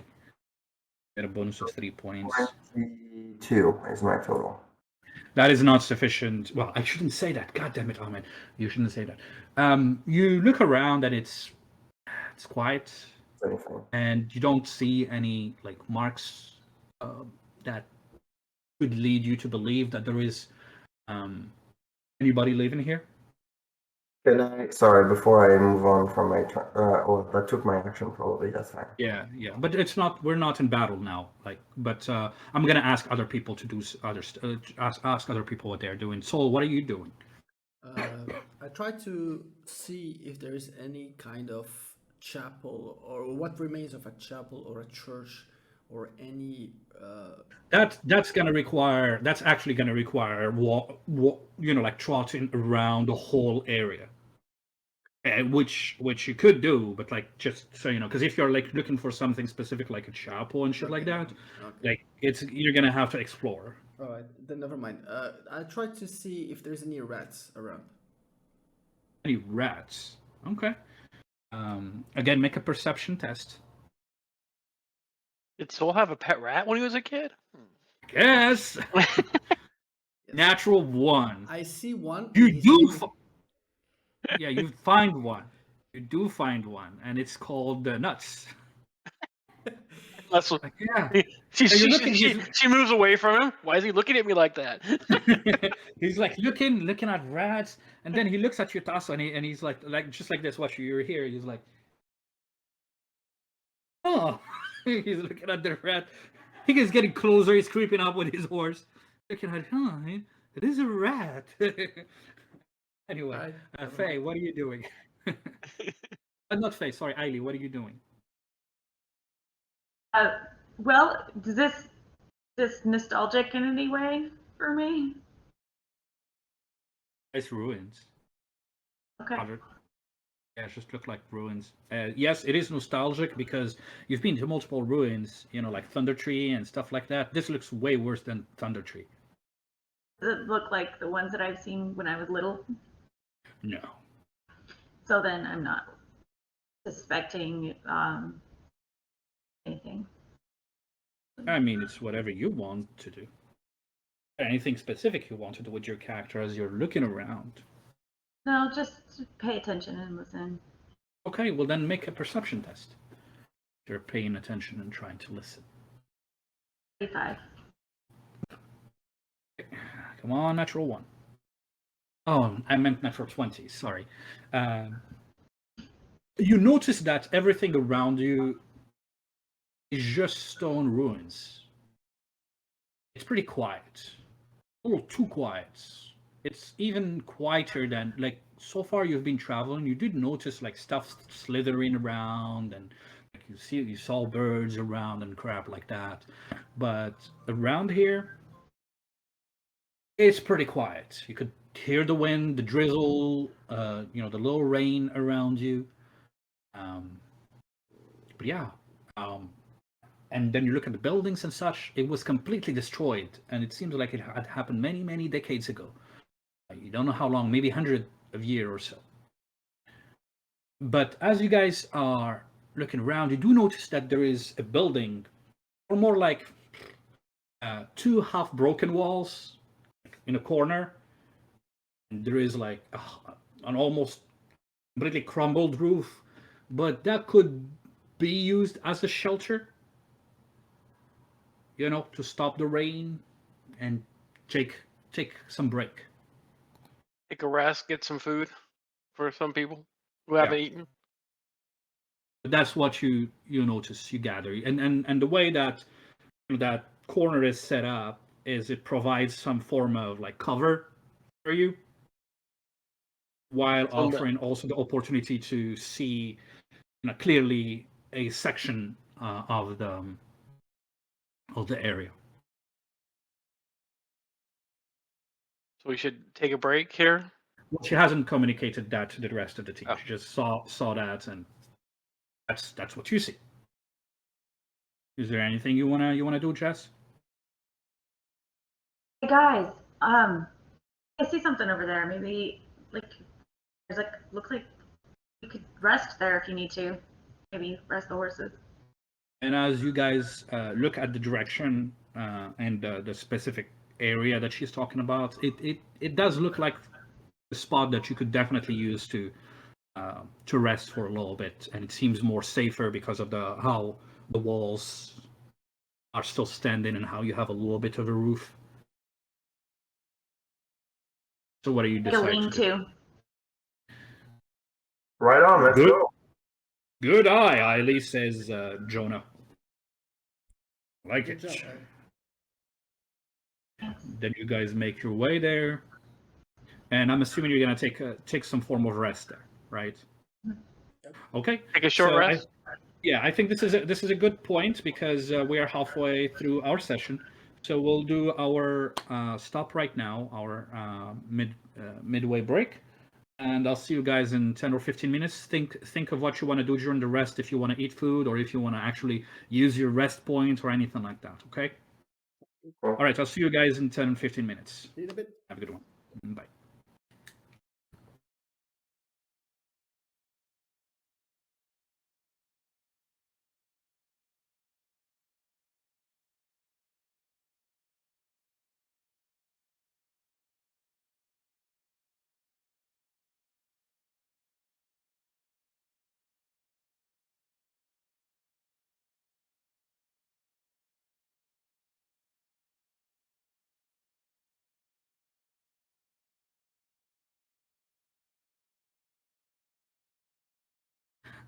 All right, so I think we're back. We're back over after our long break. So now I think the rest of the party has been resting, eating, doing whatever they need to do. Is there anything you wanted to mention specifically that other than the resting that you're doing there? After we finish resting, I look around to see if anyone's still injured. Injured. Okay. Yeah. You do see. Oh wow, you guys. Because people got hit by rocks. You took 15 damage and you're almost back to full health. Did you use rest points? Yes. Okay. I thought you didn't use rest points. I was like, just with the meal, there's no way you're back to full health. Yeah, and you didn't use the armor of the shield to reduce the damage, right? No, I didn't have the shield, so. Yeah, because you didn't have it. Yeah, so that makes sense. Yeah, what you see is the party looks fine. Soul has a little bit of like he has one scratch on his cheek, and Jessica has a little scratch on her shoulder. Highly. That's it. So they look pretty. Everybody looks pretty well. Pretty well recovered. Yeah. So you guys. I want to What's look that? for tracks if possible, Game Master. You gonna go look for tracks? Yeah. Okay. Make a track test.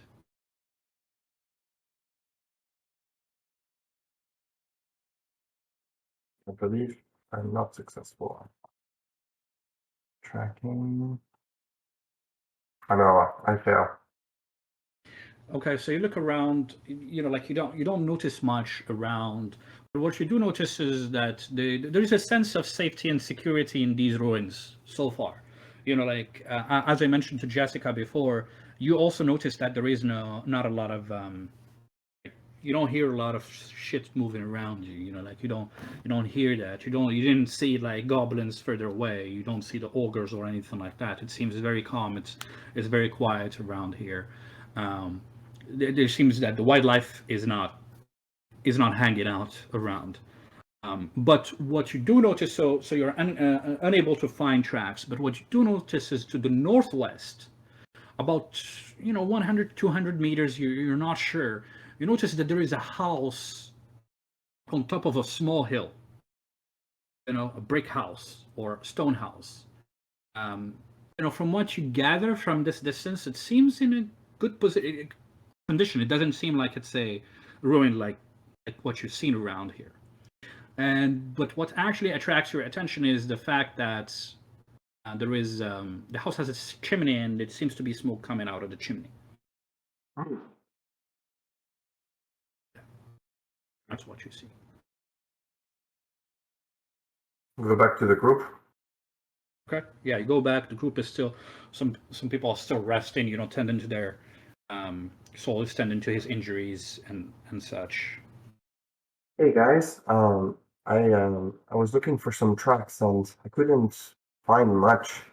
But in doing so, there is this house, and I point in the direction where I saw the house. There's this house on the hill over there, a little bit away, and it seems like it might be occupied. I think I can see some smoke coming out of the chimney, and it doesn't look as damaged as this area. Should we check it out? Smoke means somebody's probably there then. Someone's got to maintain a fire. Unless it's magical. It surprises me seeing how barren the land has been, but I suppose there are people who still live, don't leave their homes or whatever. Interesting. We should check it out. Should we? Or should we leave them alone? I don't know. Galleon says, "Yeah, we can go and knock on the door. See if they saw our people come through here." Yes, exactly. We could probably ask if they have any information of seeing the party we're looking for come through here. I turn to Eiley and I'm like, I think this might be a good opportunity for you to use what I taught you. I think maybe you're right. And Jonah says, "Well, here's how I think about it. We have been a little slowed down," he said, "and I'm worried if we're gonna reach the camp before nightfall.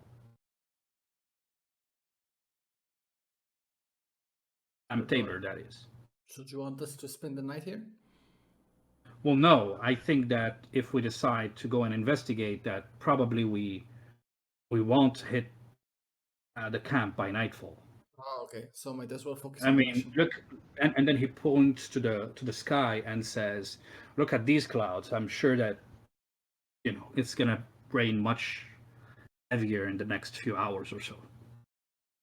So I'm worried about. Yes, unless if we feel that it's not a problem to spend another night in the wilderness, I mean, it's not like we were not able to fend off the creature that attacked us at night. I'm just, like a little concerned there.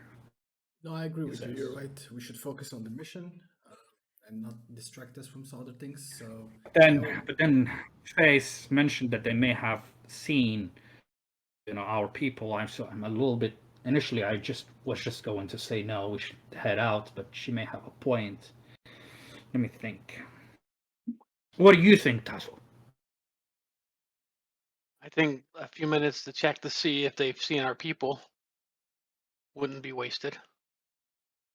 To know whether or not they were killed before they even reached the forest.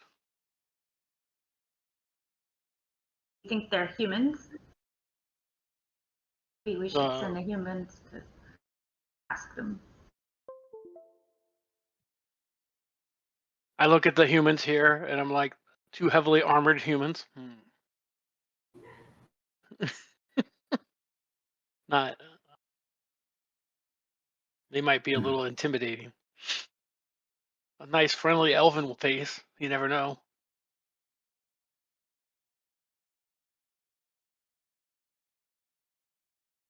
I think Okay. So we can just head up there real quick and anybody see anybody and I think we should stay stick back. together and just go and see what it and see quickly what if we can get any information, then we can move on. We're wasting time here. All right, let's go. All right. So he gathers. Yeah, the rest of the party. You all gather your belonging, and then you start making your way to the house. So the house, as I said, is on the northwest side of this ruined area, and it's on top of a small hill. So the hill's it's not much hilly. It's just a little small hill. And as you get closer, you do notice that there is a wooden fence around the house. And inside the wooden fence, you could see like a garden and such. And as you're approaching, I'm going to ask you guys to make a perception test. Please go ahead and I'm going to make one roll against that. Natural 20. Good for you. Me too. 2 natural 20. Nice. All right. Some people were paranoid. As you guys approach the house, and the rest of the team, sorry, Faye and Eiley and Tasso, what did you roll? 29. Okay, and I rolled a 29. Both of you rolled a 29. Okay. Yeah. Okay, so the two of you don't notice this. It's just Faye and Sol. You're getting closer, and you could see from the windows that there are people inside the house. It seems that children are playing on the first floor. You see 2 kids playing on the first floor, a boy and a girl. Girl is a little bigger than the boy. The boy is smaller. And as you keep approaching, you do see on the second floor, you see an individual, a man, looking at you as you guys are walking that way. You don't get a good look at his face, but he's looking at you, and he raises his finger like this, and he's doing this to you guys as you're getting close. You haven't crossed the fence. You're closer to the fence. You're about to cross it. Yeah. And the fence is a little gated. There's a little wooden gate there. I wasn't planning on crossing past the fence. I was planning on stopping before the fence anyway. Yeah. So. Okay. Yeah, I was just telling you, but the guy's inside the house, second floor from the window, and you see he's doing this with his finger. Only Soul and I saw this? What's that? Only Soul and Faye saw this? Yeah, only the 2 of you. Okay. I look at Soul. Because you guys were paying attention to that. I think the rest were just looking at the door or whatever. They didn't pay attention to the windows. Okay, let's hold on for a second. I can see somebody waving us no. from the second floor. Did you see that? Yeah, I saw it as well. Am I aware of phase ability, like telekinesis? I'm not aware of it, right? I would say no, unless if there is a reason. Unless Faye, would you have told him that you have the ability to use? Are you talking telepathy or telekinesis? Telepathy, like they reading the. Like Would you during your break, etc. Would you have communicated that you could use telepathy? No, so I have no Okay. idea. I'm like, So okay, then- yeah, we're not welcome here, so. I was going to ask anyway. How far are we, Game Master, How far from what? from the man on the window? Well, you are so there is the house, right? And there is a gated fence around, a wooden fence around the house where there's a little garden. So you're like right next to the gated fence. Right. How far from the gated fence to the house? How far am I from the? Am I- Sorry, to answer your Tasso first, it's about like 10, 15 meters. And you, Osama, what was your question? Within 50 meters is what I'm trying to say. Yeah, you are within 50 meters. And I'm going to ask you, Tasso, you're a mage, right? Or you Mature. have, yeah, but you do have like some magic shit. I'm going to ask you to make a intelligence test. 31. Okay, that's good. You do notice that on the gate there is like a talisman. You know, probably of protective nature. Probably The to gate is dissuade. warded. Yeah, probably to dissuade. You know, like to ward off evil shit or stuff like that. You know, like some. You know that some in the magic world and even the druidic world that people. It's not druidic of nature, but like they put sometimes talisman to protect. You know, like from bad stuff to happen, to dissuade creatures from going closer or whatever. As soon as I spot that, I would stop and say, "Hey, I believe the fence is warded. A protection ward on it." Like the bad kind of ward or what? I think it's meant to. I've seen similar things in the past, and usually it's to keep bad things away. Well, maybe it's a mage that lives here. Could be. I mean, someone would Keeping have bad magic things talent, around. but I'd say we stop here and give him a few minutes. If he doesn't come out, then we leave. He doesn't want to be disturbed. Game Master, I'd like to cast telepathy. Okay. Go ahead. Say, No. Go make. Do you need to make a roll for telepathy, or does it work automatically?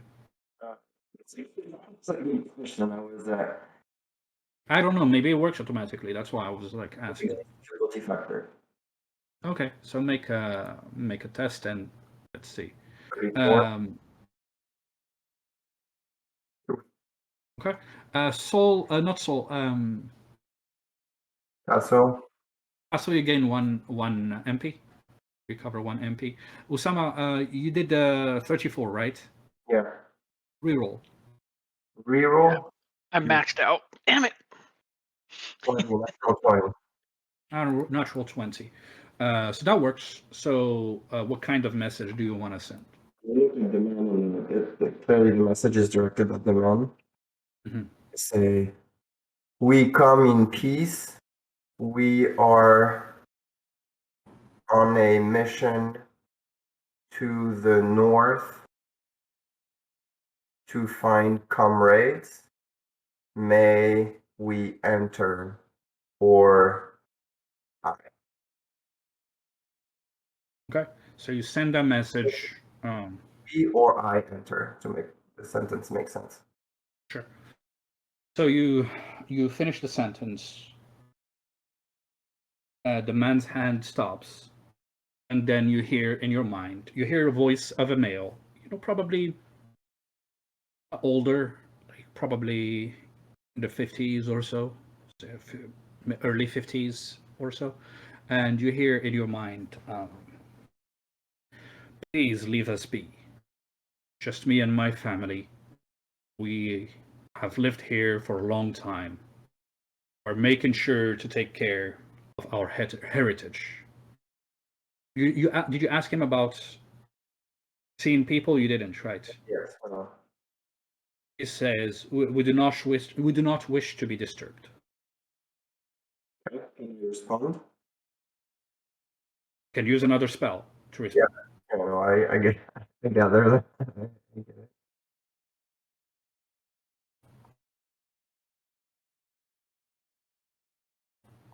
Magic roll. I rolled 34. 16. You are successful. And I say, understood. We will leave you. Have you seen a party? That's it. That's your sentence. No, I'm looking at. Have you seen a party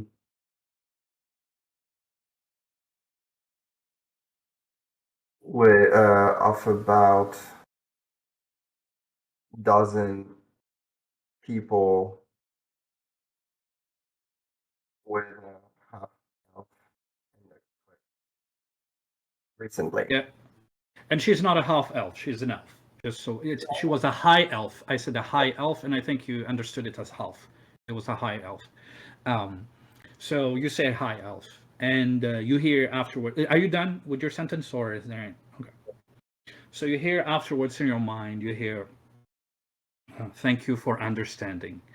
My wife, myself, and the children want to stay in peace and want to live here where our ancestors lived." And then you hear also, as far as the party that you've mentioned, I have not seen a human soul in a very long time.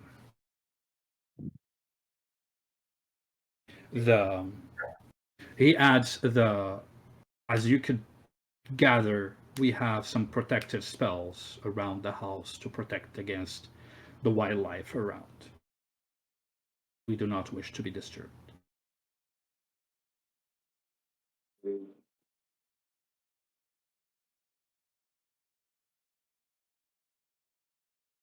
Okay, I'm gonna use another spell. Meanwhile, you guys are just sitting there and Faye sitting like this and looking up. Natural 20. Upset. I'm used to seeing that face on people. Okay. So, what do you say? I say, thank you for responding. We will go now. And thank you for keeping this area peaceful. It allowed us to rest. And I nod to him. He nods back, and you hear, and thank you for, in your mind, he says, and thank you for understanding. Wish you good luck. I turn to the group, which what you guys have seen me do is like move my hand. And I say, I was able to communicate with a man on the second floor, and they do not wish to be disturbed. And I believe we should respect their wishes and keep going on our journey. Did you ask them about Lady Zena and her party, if they saw them? I did, and they did not see them. Okay. This is the land, from what I understand, this is the land of their ancestors, and they seem to be pretty capable casters. They have done nothing that makes me believe we shouldn't respect their wishes. And since our primary driver was to get information and they don't have any to share about the party, I think we can just keep going. Okay. What do you guys think? Yeah, let's try to make it to the camp as fast as possible. And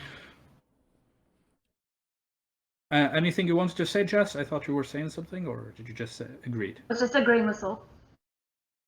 Good. All right. Well, let's head back, and all of you get back on your mounts, and then you head north out, and after this welcome break, you're ready to continue your journey to the Tabor camp. You leave the old ruins and ride north. And an hour into the ride, the cold drizzle shifts to a sudden downpour. As Jonah has predicted. You guys were like going literally towards the black clouds and such. You are drenched, and as you try your best to keep control of your mount and navigate the terrain that becomes very muddy now, your visibility has also been greatly reduced. The heavy rain has also slowed down your ability to hear what's around you. As I told you earlier, Jessica, which means that your perceptions is going to be rolled with disadvantage, and you do not see far away. Just so you know, because of the rain. So the first thing that I need to figure out is how you're going to navigate this with your horses or mounts, and if you're going to be able to navigate it effectively. You know, the bad terrain, the rain, and all that.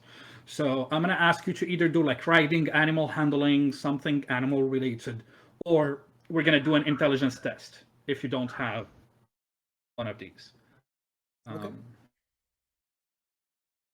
And for this one, if one of you fails, I think it's fine. I think what I need is to know how many failures the group has done and how many successes.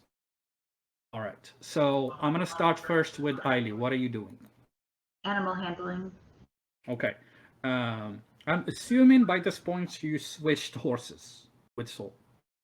Yeah, let's assume that. Yeah, I'm on horse. Yeah, I'm on horse. But you were on Soul's horse, not on your horse. Oh, and with your my horse, you horse's have name advantage. is Horse. Okay. My horse's name is Horse, remember? Good. That's true. So you're back on horse, and you can roll with advantage for your animal handling. Made it. Okay, that's good.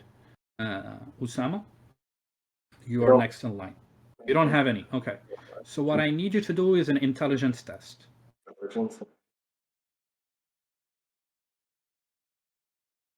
And then tell me what the score is. Ooh, that's a fail. I made a natural 20. So you feel like you're controlling the horse well, and you feel like the horse would have responded well to you, but it's the rain. It's the rain that's killing the horse in the muddy terrain. The horse is doing his best. Like you feel like he's doing his best. It's not what you have wanted, but that still may work overall because your friends are trying to help you. So I'm gonna ask Darren to make his roll. What are you doing, Mr. Darren? Riding. You're doing riding. Okay. Yeah. And you can roll with advantage because of your own nuts. 24. So I made What's it. that? Success. I made it. Wonderful. Yeah. So we got 2 successes, 1 failure. All right. Then we move to our buddy Soul. I do riding, and I fail. Oh my God! He has the highest score among everyone in riding, and he rolls at 90%. You hate the rain. That's it. So we got 2 successes, 2 failures, right? Now I need to do Gallian and Jonah. Let me start with Gallian. So Gallian has to do an intelligence test. So let me just check his intelligence here for a second. Gallian's intelligence. Okay, so we're gonna roll for Gallian. It's 3. Gallian fails. So Gallian is also struggling with his horse. And the last one, at least we could get a tie. I need to make a roll with Jonah. Let me just check if Jonah has riding. I think he has riding, but let me just double check if he does. So Jonah. Yes, he does have riding. Okay. Guys, it's a 50-50. That's what it is. It's a 56%. Okay. So this has been very painful. The mud, the rain, Jessica and Eiley and Tasso, you guys are able to navigate it easily, but you have to wait for the rest of the party and like help them, etc. Soul's horse got stuck in the mud, and you guys got down and tried to help the horse move out, and you were successful. Galleon's horse at some times, like there was thunder further away, and he like got scared and shit. So like you guys you feel like you have been slowed. You haven't been moving at the speed that you wanted to move at. And I'm gonna ask you to roll a d6. So you guys choose one person in the group. Vote for whoever you want, and that person is gonna roll for me a d6. Sama has been on fire, so I vote Sama. You vote to Salma. All right, Jessica, who do you vote for? I don't care really. So Darren, who do you vote for? I go like this, and that's pointing at Usama. Okay, you go to Usama. He's on the screen. He's next to me like that. So we got to Usama, and then I'm gonna just say I'm gonna vote for Usama too. If we don't know which one. So Usama, roll a d6 for me. Come on, make a good roll for me. Make a good roll for me. Question is, does he want high or low? Yeah. That's the good question. I'm not telling you which one it is. Oh, a 6, huh? It is a 6, huh? It is a beautiful 6.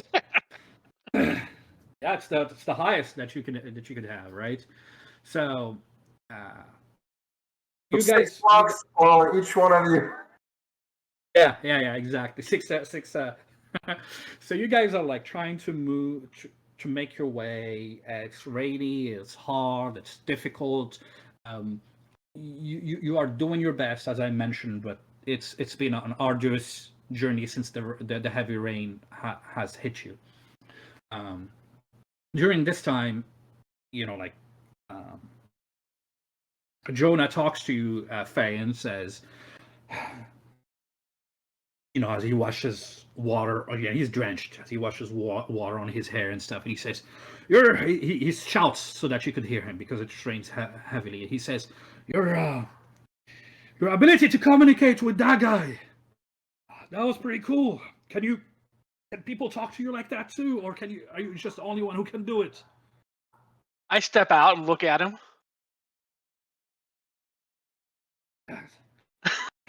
Well, yes. Sorry, I meant Tasso here is also able to talk to people in their mind as well. So he just threw you under the bus and says, and with him I cannot respond in his mind, but can you do that? Can people respond to you when you talk to them? I can do with the animals. I can speak with animals and talk with the horses to get them calmed down. Oh, you say that? Yeah. Yeah. No, he's asking if whoever you're talking to can respond to you. Yeah, I believe so. I don't know. I don't think you can do that with your silent speech. I look at Tasso and say, "That's pretty cool." And I look at it in your head. I say, "Yes, it is." And I look at Jonah and I say, I don't have your range though. They can only talk back if they have the same ability.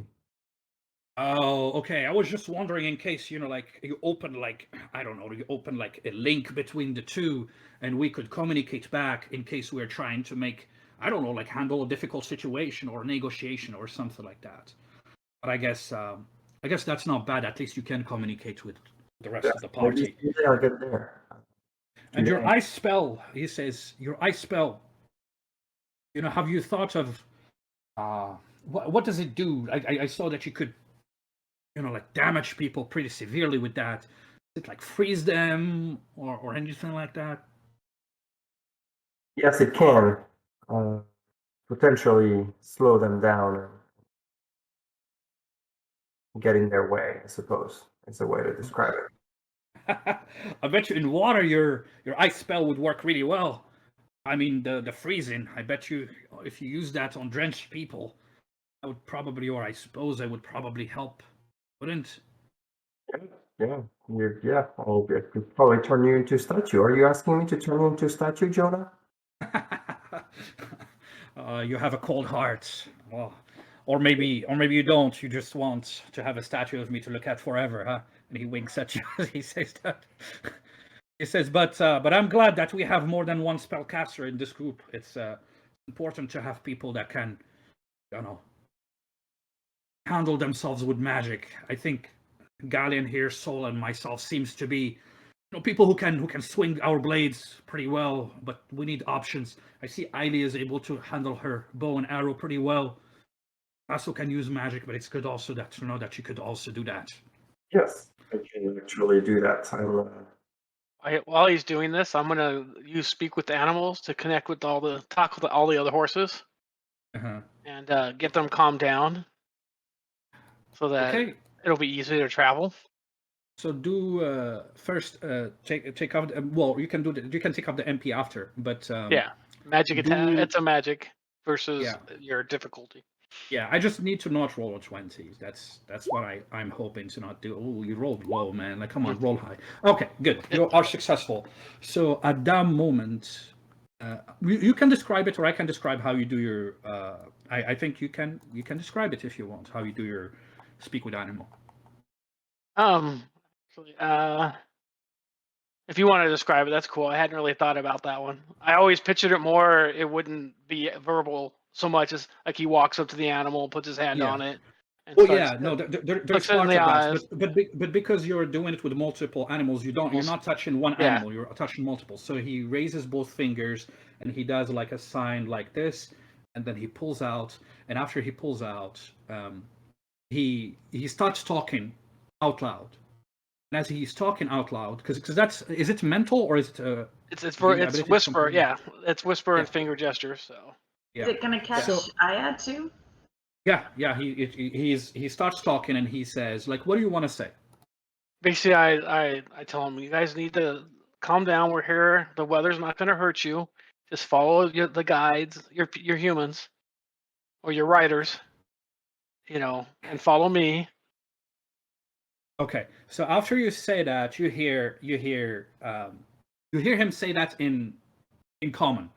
And you hear up above you, you guys hear Aya make some screeches, and she's like answering you, "Oh man, we got another one who can speak with us. That's pretty cool."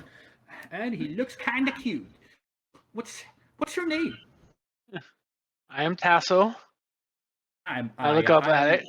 Yeah. I wave. It's the owl. She says. It's the owl. Yeah. I'm Aya. She says, and I'm Eileen's best friend. That she's a naughty girl, but I love her. She can't get rid of me. But yeah, it's pretty disgusting right now. I can't lie to you. And then you hear the horses. One of them says, "It's too cold." And you hear another one saying, the sound, the roaring, I don't know. And another one says, "My feet are stuck. I'm trying my best." So I'll just calm them down. I said I just try to calm them and tell them, it's okay. We'll take care of you. We understand it's hard, but you'll get some extra grain tonight. So, grain. Make a persuasion test. You got an advantage on that to calm them down. And it's not an easy difficulty factor, but it's not very hard. So it's a 15. So a 15, and I roll a 15. That's 30. Either 30 or above. I don't think I can get that. I said with advantage. You made only one roll. Yeah, but I only have a +9 on persuasion. Oh, you only have +9? Well, you can make a natural 20. or a 17. 26 is my best. So they seem to hear you, but it's not that they are not persuaded. They're just struggling. It's hard. Whatever they are trying to handle is not easy. And you guys are seeing that the animals are reacting to Tasso speaking. And you hear them hit. You hear the horse hiss as well and such. But now I gotta find my cool person. Oh yeah, my cool person is definitely going to be 1, 2, 3, 4, 5, 6. All of you roll a d20 for me. See. Tasso and Ailey reroll. Usama, you two need to roll.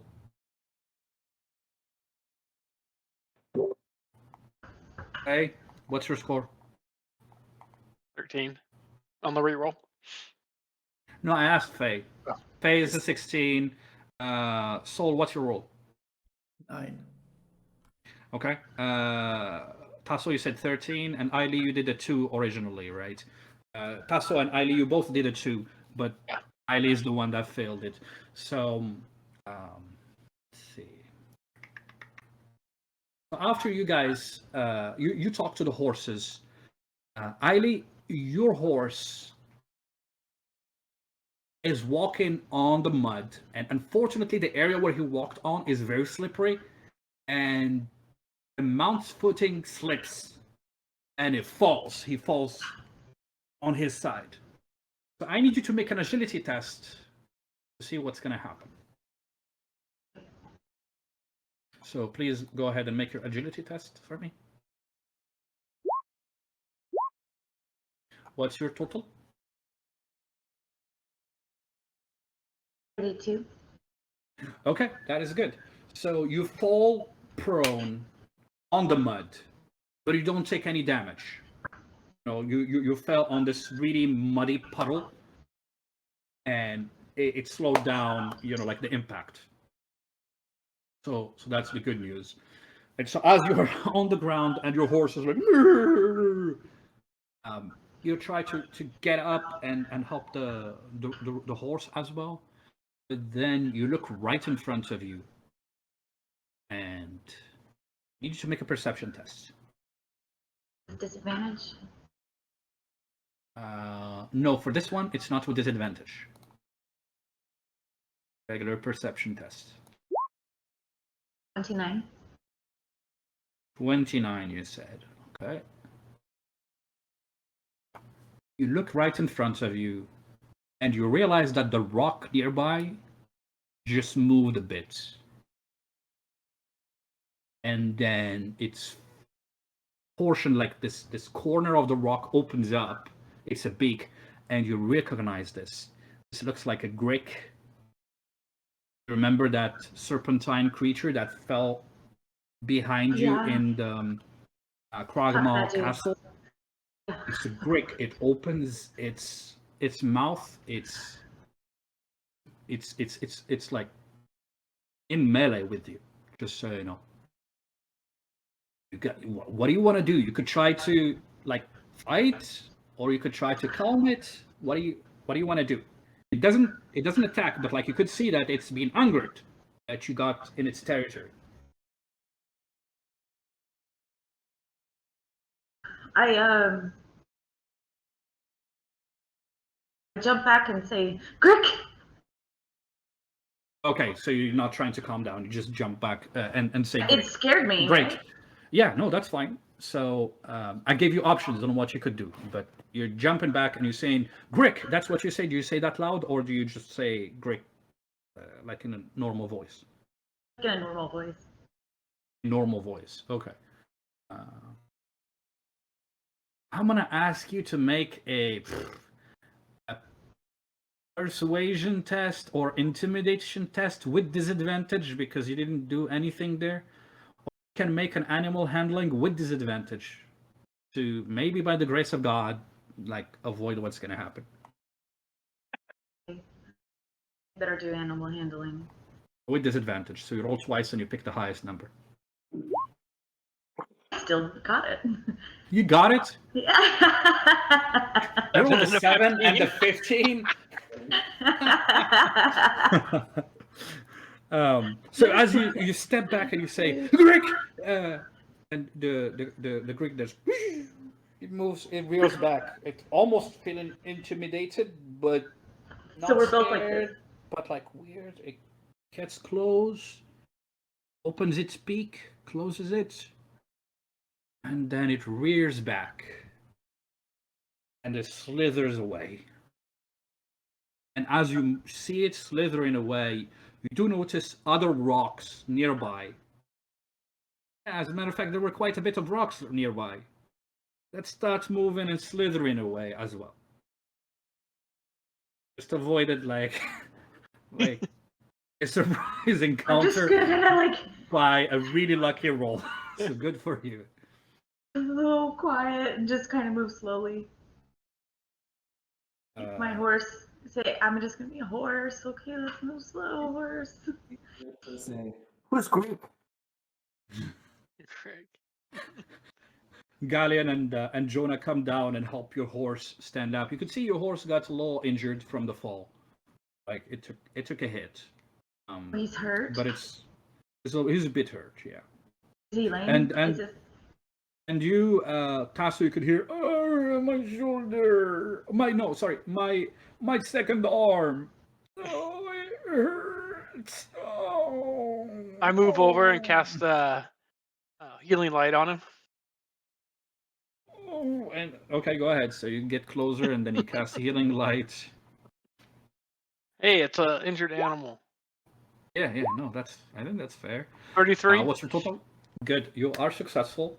So you heal it, and it's like, my shoulder. Oh, okay.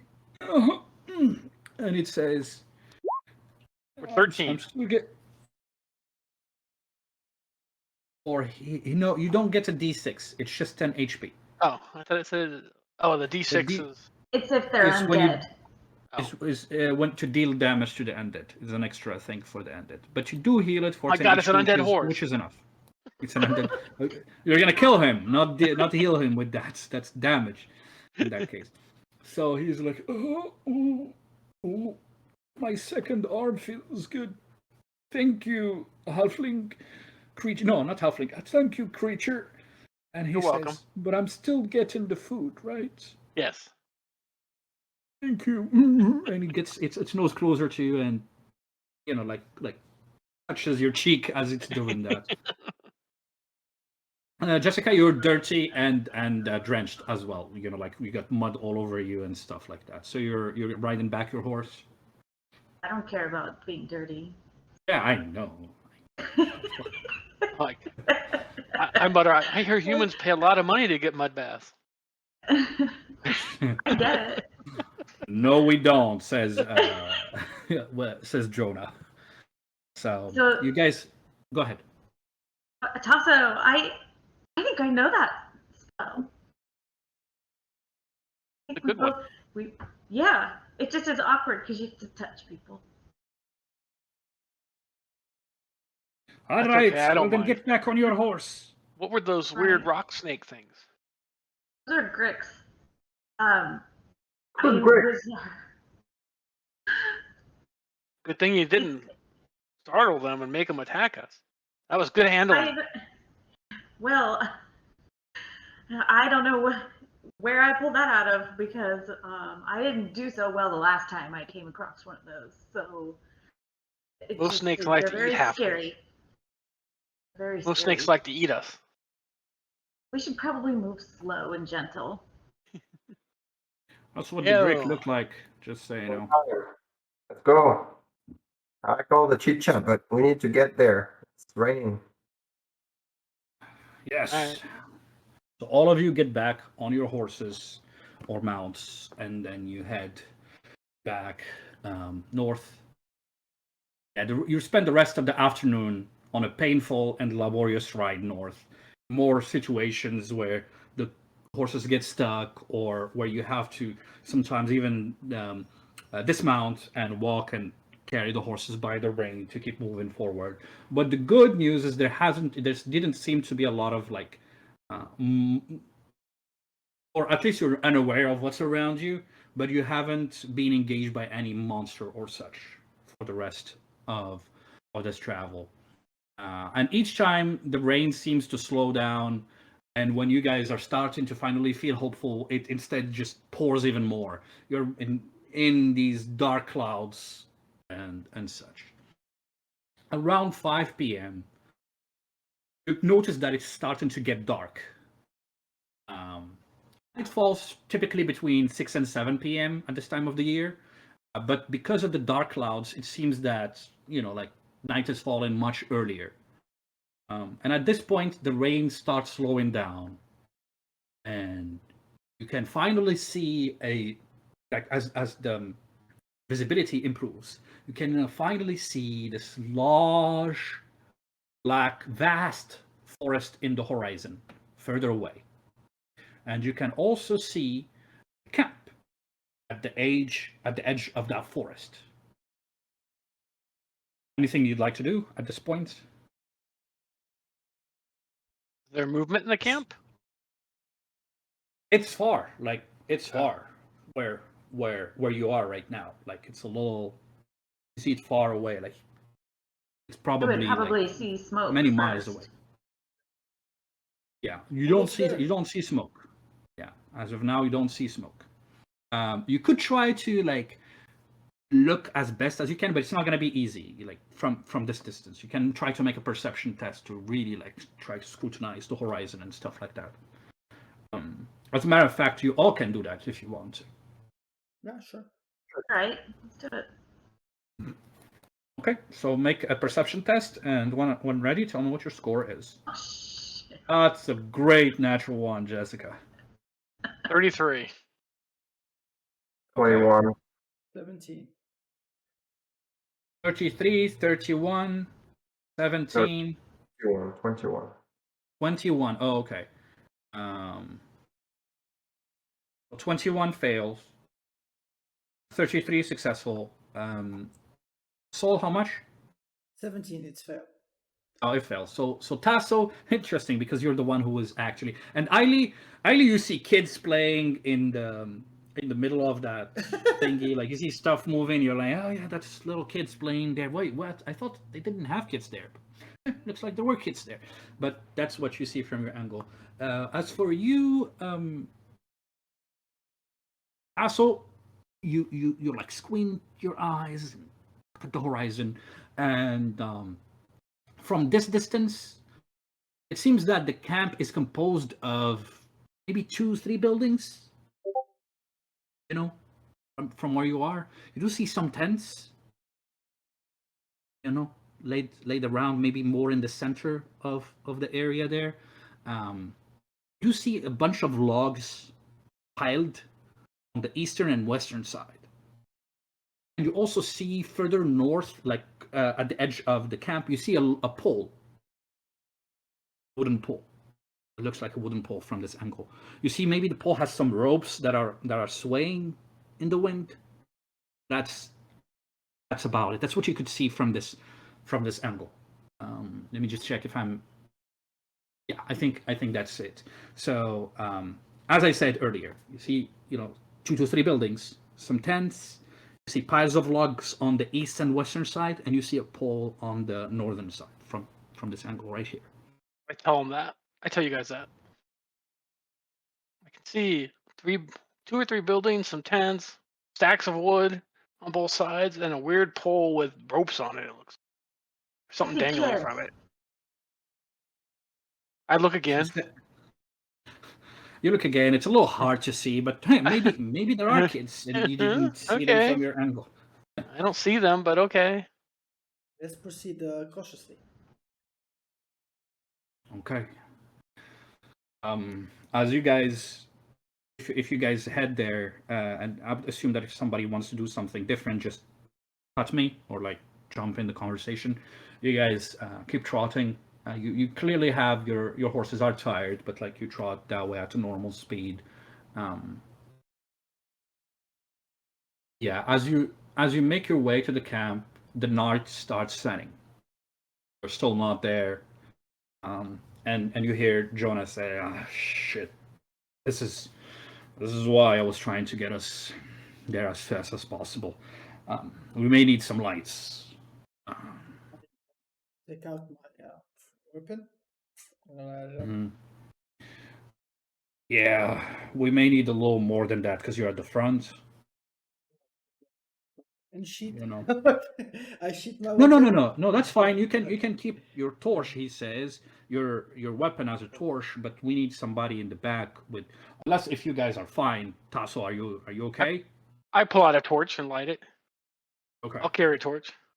Yeah, because Your torch doesn't provide amazing light, Yeah, Ubas, right? So Yes. we need more light.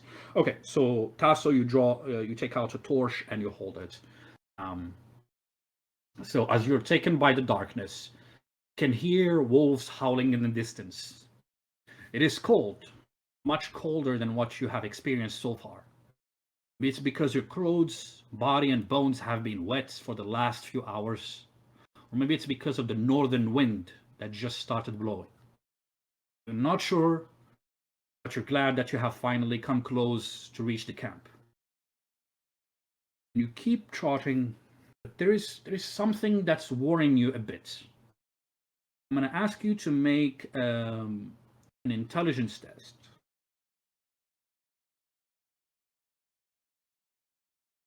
You please make an intelligence test. And just so you know, purposefully, I'm not rolling with Jonah and Galleon. Too worried about the Intelligence torch.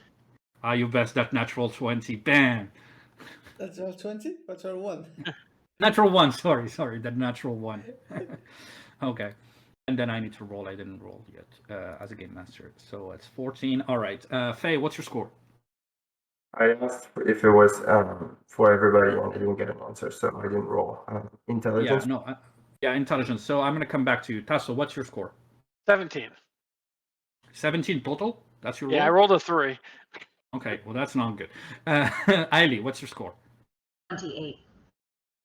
28. Okay, that's a success. Sol, natural 1. And Faye? 26.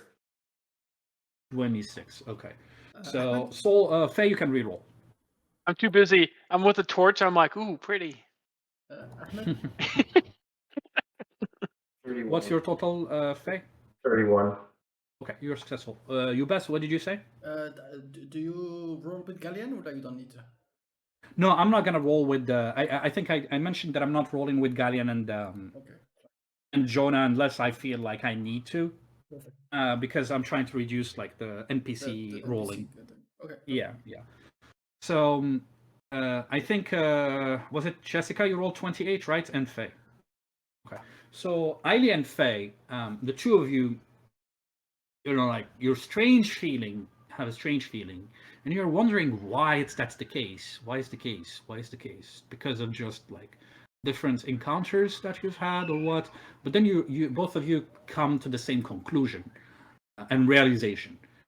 It's been half an hour since night fell, and you haven't noticed any source of light in the camp.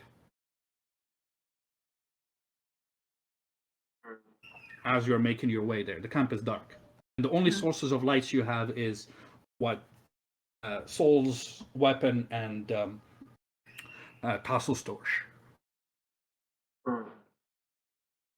Isn't it strangely dark out? I know, says Jonah.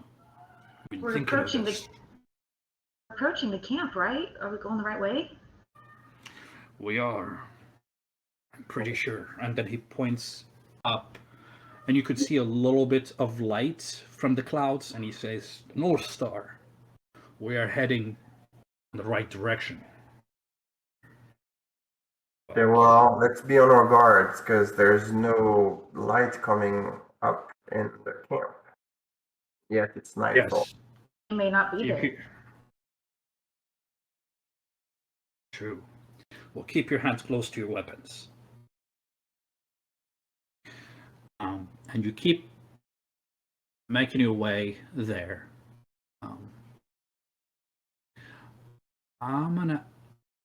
So the ones who didn't succeed. Well, actually, not the ones who didn't succeed. Yeah, the ones who didn't succeed. I'm gonna pick Tasso for this one. So yes, Tasso, they do. So I'm gonna talk to you. So on your right to the camp, you do hear something moving in the darkness. Tasso, you look to your right. The shadows. But you can't see anything. Keep gazing there, trying to see what lies. Is there anything you want to say? I telepathically communicate to the wood elf. Is there some of your people in the woods over there? There's no Am I woods. right? You guys are still in the Barren. You didn't reach the woods. The camp is at the edge of the wood. So this is still the Barren land where you're going, unless if you got teleported or some shit like that. But like to your best of your knowledge, you're still in the Barren lands. I communicate to Jonah then that I think there's something moving off to our right. Keep sensing movement over there. He turns to the right and says, "Hey, Faye. My understanding is you can see the darkness, right? Yes, You keep an eye on the right, please." I will. And I scrutinize the right side. You look there. There's nothing. There's nothing. You keep an eye, like in there in the dark. It doesn't seem, or at least maybe it's something outside of the edge, and you don't see anything, and you don't hear anything. Meanwhile, also you hear footsteps to the left. You turn. Yeah, Turn to the left and sound, look. Yeah, this sounds like footsteps. You use your torch to Yeah. like Swing my put it torch that over way. and look. Yeah. Keep hearing. There's footsteps over there.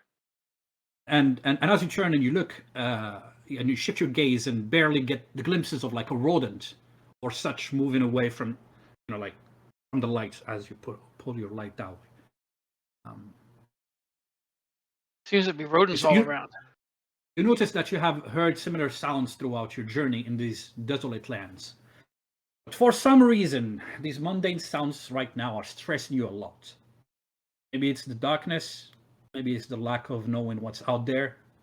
But one thing is for sure, you do not like this feeling. You do not like this feeling of not knowing. So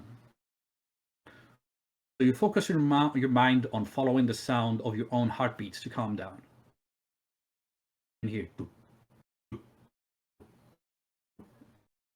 it's calming down. Okay, this is helping. Suddenly, like as you raise your torch, you feel like something warm next to your right ear.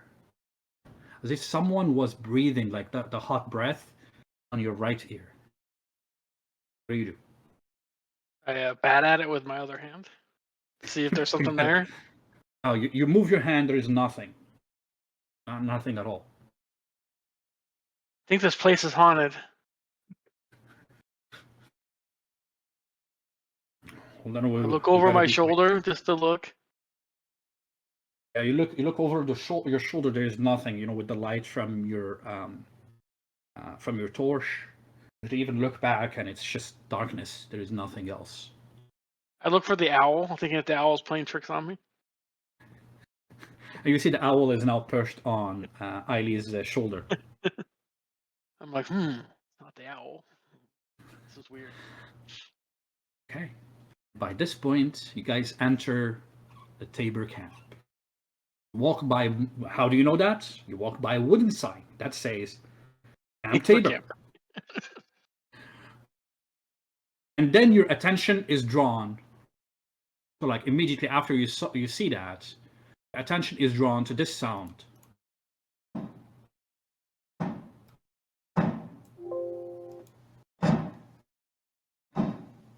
Sounds of banging. Where's it coming from? That sound is coming from up your left. And all of you have heard that. Everybody. So I think there's a play about to start in the theater of this camp.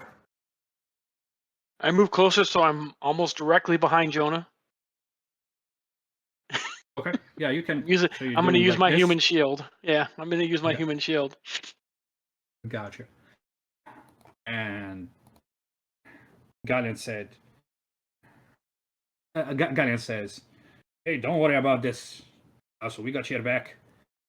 And well, actually, your front." He says. And then he starts moving his horse closer to that area. As a matter of fact, I think he's gonna dismount. I think Galleon is gonna dismount and hold the horse by the reins with his left hand, and then draw his hammer with the right hand as he starts walking towards where the sound was coming from. I do the same. I try to look at, how are these camps usually GM? There is no light, but do they usually have like torch holders, or there are torches that are just off? Like how does Potentially, but you didn't know what this camp looked, Okay. and you didn't have a good look at it from further away, and the night fell before you got closer to see if there is any like spots where they put torches, etc. And it did, and based on what Tasso told you, it did seem like there were not a lot of buildings here, so it may be more like archaic. So Jonah also dismounts and holds his horse by the rein, and like he doesn't draw his weapon; he just walks, follows Garin. Ailey and Faye, what do you do? I follow them on my horse. Okay. Ailey? Yeah, I'd like to try to be as quiet as possible. Okay, so you're also staying on your horse, right? Mm-hmm. Okay. And Sol, do you dismount? I thought you said that you did like Garin. Okay, so you dismount. You're still holding the torch, and you guys have the torch, the weapon. You guys have two sources of light. So, you approach the banging sound, and then you find yourself next to a small shelter made of wood. Upon inspection, you notice that the building is made from sturdy woods and that there are a couple of glass windows. Looks like a one-story building. The sound is coming from other side of this building as you're making your way here. Sol, what do you do? At the front. Normally, I would have asked Garian what he does, but since he's not here, I would ask you what you're doing, because you're the player here who's at the front. Yep. I'll just get closer. Is there a place where I can leave the horse and tie it like a tree or like a wooden kind of? I'm gonna say there's like a wooden thing you can tie it on. I tie it there and I unsheath my shield and I get closer. Okay, so Jonah and Galian do the same, and they stick by your side. Jonah stays in the middle just in case he needs to provide help for the two of you. But I'm following you. So as you go around, okay, so you stay next to them. As you go around the building, you carefully try to approach the loud sound. You peek around the corner wall. You discover that the cabin's front door is actually banging open and shut in the wind. That's the sound you've been hearing. And that's what was creating this loud noise.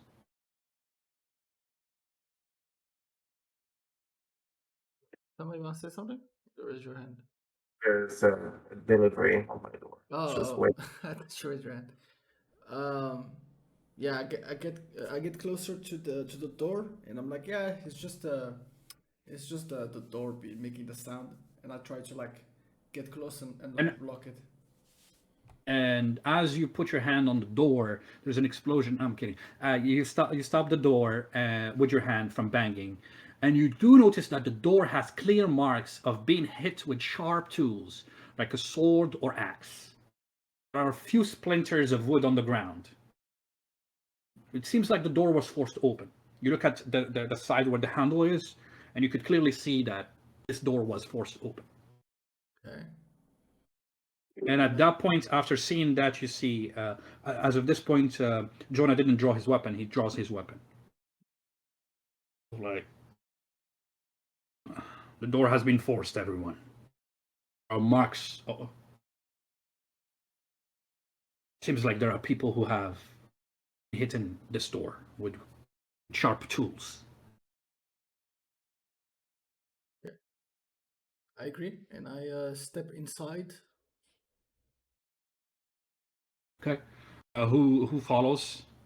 Assuming anybody staying out, or anybody is everybody in? I'm dismounting. I say we need to touch the horses. Yeah, they're all now attached next to this wooden stick where people pitching post.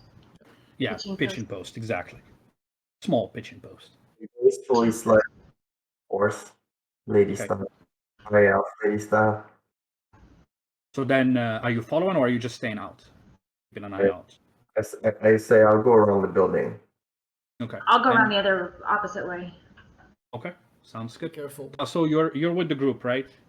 Yeah, I make a small gesture on my. I reach out to my arm and I trace on my arm, and then I say, "Albor consortium and Barkskin." Well, first let's make the roll so that we still have you. Magic. Roll the 5. Don't roll a 1. Don't roll a 1. Okay, good. The 4 works too. The difficulty factor was a 10 there. All right. So as he says that, Babor, mon amour, whatever the words are, you see his skin transforms into bark, almost like a tree, all around him. So you got the effect going on right now. Albor corticium. So you make your way inside the building, following Gali and Jonah and Saul. Inside, the cabin looks in disarray. From the lights that you are, the source lights you have, it seems that there are broken table shards close to the entrance, chairs and shattered glasses on the floor. It looks like a scuffle or a fight took place here. Many of the furniture here seems to have been destroyed. Looking at the walls, it seems like there were probably like blade or axe scraps on the woods that make the wall. Then your attention is drawn to the blood on the floor and walls. You're looking at the blood there. You're a bit worried. And after that, you notice that there is like a half-broken wooden desk in the middle of the cabin, a fireplace to the on the left wall, a bed on the right corner, and a metal chest on the left corner in the back.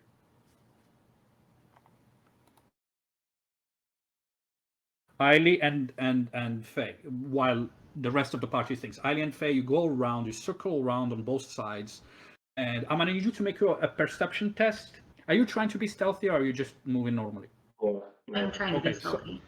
So I'm gonna ask you to do a stealth check both and a perception test. So make the two.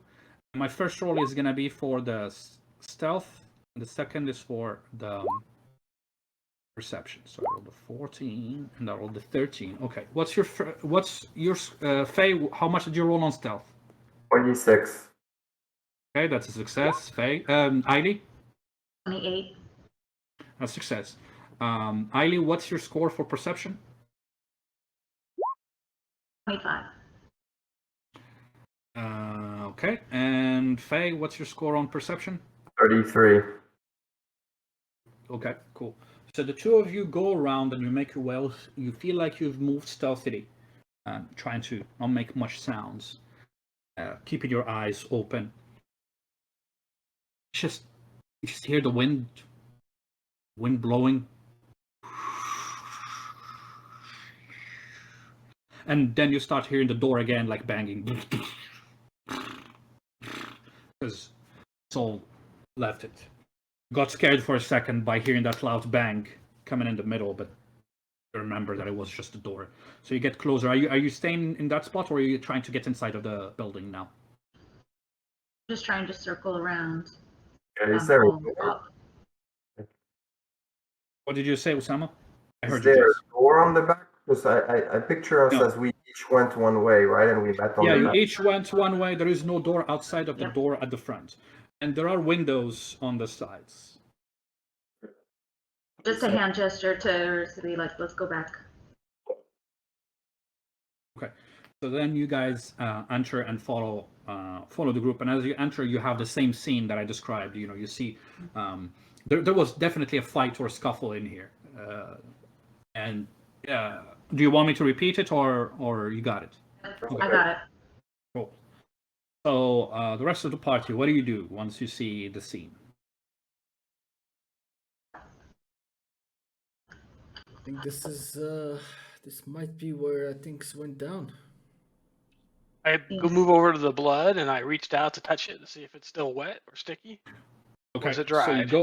you go closer. You move your fingers on it. It's dried. It's definitely dried. And Jonah walks in and starts looking around, trying to see if there is anything that Looks could like it happened indicate what a happened. while ago. It's dried. Is there a torch holder somewhere, Game Master, in this house or in this? There is like a torch holder, but it's broken. It's also part of the stuff that was broken. I tried to determine how many people were in there, so I'm just asking you. I'm just telling you what I'm trying to do. And I don't know if that's going to be tracking or just looking at the scene and trying to decipher what happened. It's not tracking. It's probably going to be a. I mean, you could do a tracking with disadvantage, or you could have to do an intelligence test. I'll do intelligence, I suppose. Yeah, and the intelligence test, just so you know, is a hard one. It's not an easy one. Because there is a lot of stuff broken all around. So go ahead and do your intelligence and tell me what your total score is. 25, 22. 22. 22 is your total. With the 19? Oh, no, I rolled the 19. Oh, I rolled the 19. Oh, yeah. No, it's... You look around, it seems like there was some fighting here. And you are unable to determine how many people were here, but there was a fight. There was a big fight in here. There is a lot of blood on the floor and on the walls. And looking at how this has been destroyed, it must have been multiple people, but you don't know how many. There's no bodies. What about, is it crashed or looted? It looks trashed. So there's stuff. Sometimes looters trash shit. They go and they flip stuff over. So it could be that it was looted. You're gonna have to investigate more. Meanwhile, Saul, what do you do? I try to see if there's any clues, any weapons, any clothing. So you're gonna search? Yeah, so I'm gonna search. That can take time. If you're gonna actually search the whole place, it's gonna take time. Do you want to do that? No. And if that's what you want to do, but I need to know what you're trying to do. Okay, so I'm just gonna keep an eye on hostile presence, if there's any kind of anything that's in here or outside. In here. Okay. You could do a perception test for that, to see if there is anything hiding or so. I think of what you want to do. So we're not. The camp is not in a forest. It's on that outskirt of it. Yeah, we're not at the forest. Also, Okay. Sorry, Jess, I told you to think of it because I needed to answer Ubes after his roll. So, Ubes, you did a 25. You keep an eye on here. It doesn't seem like there is anything, it doesn't seem like there's anybody that could be hiding here or anything like that. You look at the,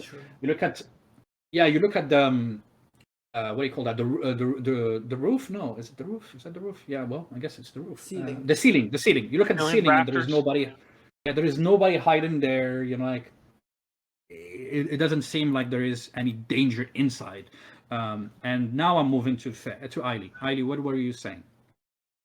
Oh, I was just gonna ask Jonah. Jonah, looks like they were attacked here, but do you think it's safe to stay the night here?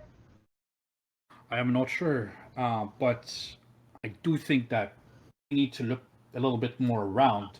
I think he looks at you, Tasso, and he says, "You mentioned there were multiple buildings, right?" There are at least 3. 2 to 3 I saw for sure. So, and there were some tents. Okay. Well, I say let's take a look. Maybe there is. I don't know. Maybe whoever got attacked are still around, or maybe there is somebody who has been hiding or something like that. So What do you guys suggest? You agree? This building we're in now, how many floors is it? Is it just one floor? It's one floor. It's a cabin. It's a cabin. With one big room. There's no other doors. Yeah, and you could see, as I told you, it's one big room, and you saw tables flipped on the ground and glass shattered, chairs. In the middle, there's a desk that was, split in half-ish. And on there is a fireplace directly to the left of the entrance. There is a bed on the right corner, and there is a metal box on the left corner. That's and other than that, like everything else is kind of trashed. Bet this is where the leader guy stayed. Check the metal box. Maybe there's more mess in there. That's what I say. More what? More mess. More mess in there? Gallia starts laughing. Oh, I'm sorry. Ivy laughs too. And then after realizing, looking at Jonah, and seeing Jonah, like he's like, what the fuck? He's like, yeah, just long story. I'll tell you one day what happened. Yes, blood, many people dead. Yes. Maybe if the content is empty, it could maybe be an indication that the place was looted, right? Well, I'll go take a look there. So Gallian approaches the chest. The rest of the party, are you doing anything else, or just waiting for him to do this shit? I'm gonna move back over to the door and watch Ooh, outside. Sorry. I just asked, and then everybody jumped. You said you're moving back to the door, right? And watching the And- animals and stuff outside. From outside, you're looking outside, or keeping an eye Yeah. out with your torch. Okay, cool. Good. So you're like the watch. Eiley, what were you saying? I'm just gonna look in awkward anticipation. Okay. Faye. Well, I'm just waiting. Okay, and Saul, you're keeping an eye too. Okay, so Gallian gets in front of the metal box and he says, "Ah, crap! Yeah, this looks like a good one. It's a metal box and it's locked. Locked. It doesn't look, I tried, and you see him hit it with the hammer a couple of times. Pretty sturdy. Yeah, looks like good craftsmanship. Probably dwarven craftsmanship. I mean, we're the best, but long story. But yeah, it seems like this hasn't been looted." Is it a big box, my game master? Or like, how big is it? I would say it's about like 40 centimeters by like 20. No, by like 30 centimeters. Actually, 40 by 40. 40 centimeters by 40. Probably more than a foot by a foot. Okay, I'm like, can you shake it? No, it's actually like pretty heavily stitched. Not stitched, but what do you call that? Bolted on the ground. Okay. That's probably why it wasn't taken out. Can you open it? I told you it's locked. You have an open sesame spell? You're the spellcaster. I don't know any sesame spells. Okay. All right. Well, the bed looks pretty comfortable. He just moves close to the bed and it says, "Looks pretty comfortable. Looks like it wasn't completely destroyed. Not bad, I mean, if we take the blood out, yes, it's not horrible." Yeah, shall we make this our spot for the night? We need to search the other two buildings to see if there's any survivors. Yeah, Yeah. we can do that before. Let's do it. Right. Let's then step out. So Jonah turns around and says, "Guys," he puts his hand on the shoulder of Eiley and Faye as he passes by you. He says, "Please be careful and watch yourselves." And then he just walks past you. What were you saying, Tassi? As I follow him, I look at Ivy, and in her head, I say, "If Wood Elves had ransacked this, would they have robbed? Would they have opened the safe?" No. I say, we're still in the room, right? You are still, but Jonah is leaving the room. Okay. I said, I have a dagger. We could try to pry it open. Yeah, but it's not leaving. We kind of. I think your friend Saul said that we could use this as a place to sleep, so we'll return back, right? Oh, I see what you're saying. Sure. Yeah, sure. We can try that later. Okay, so you guys leave, and where do you head out? What's the second building? You don't know where it is. Are you just like gonna randomly move? Are you heading north? Are you heading? Can we Came from the south. with the dark vision? Do we see anything? You do see a little bit away, further away from you.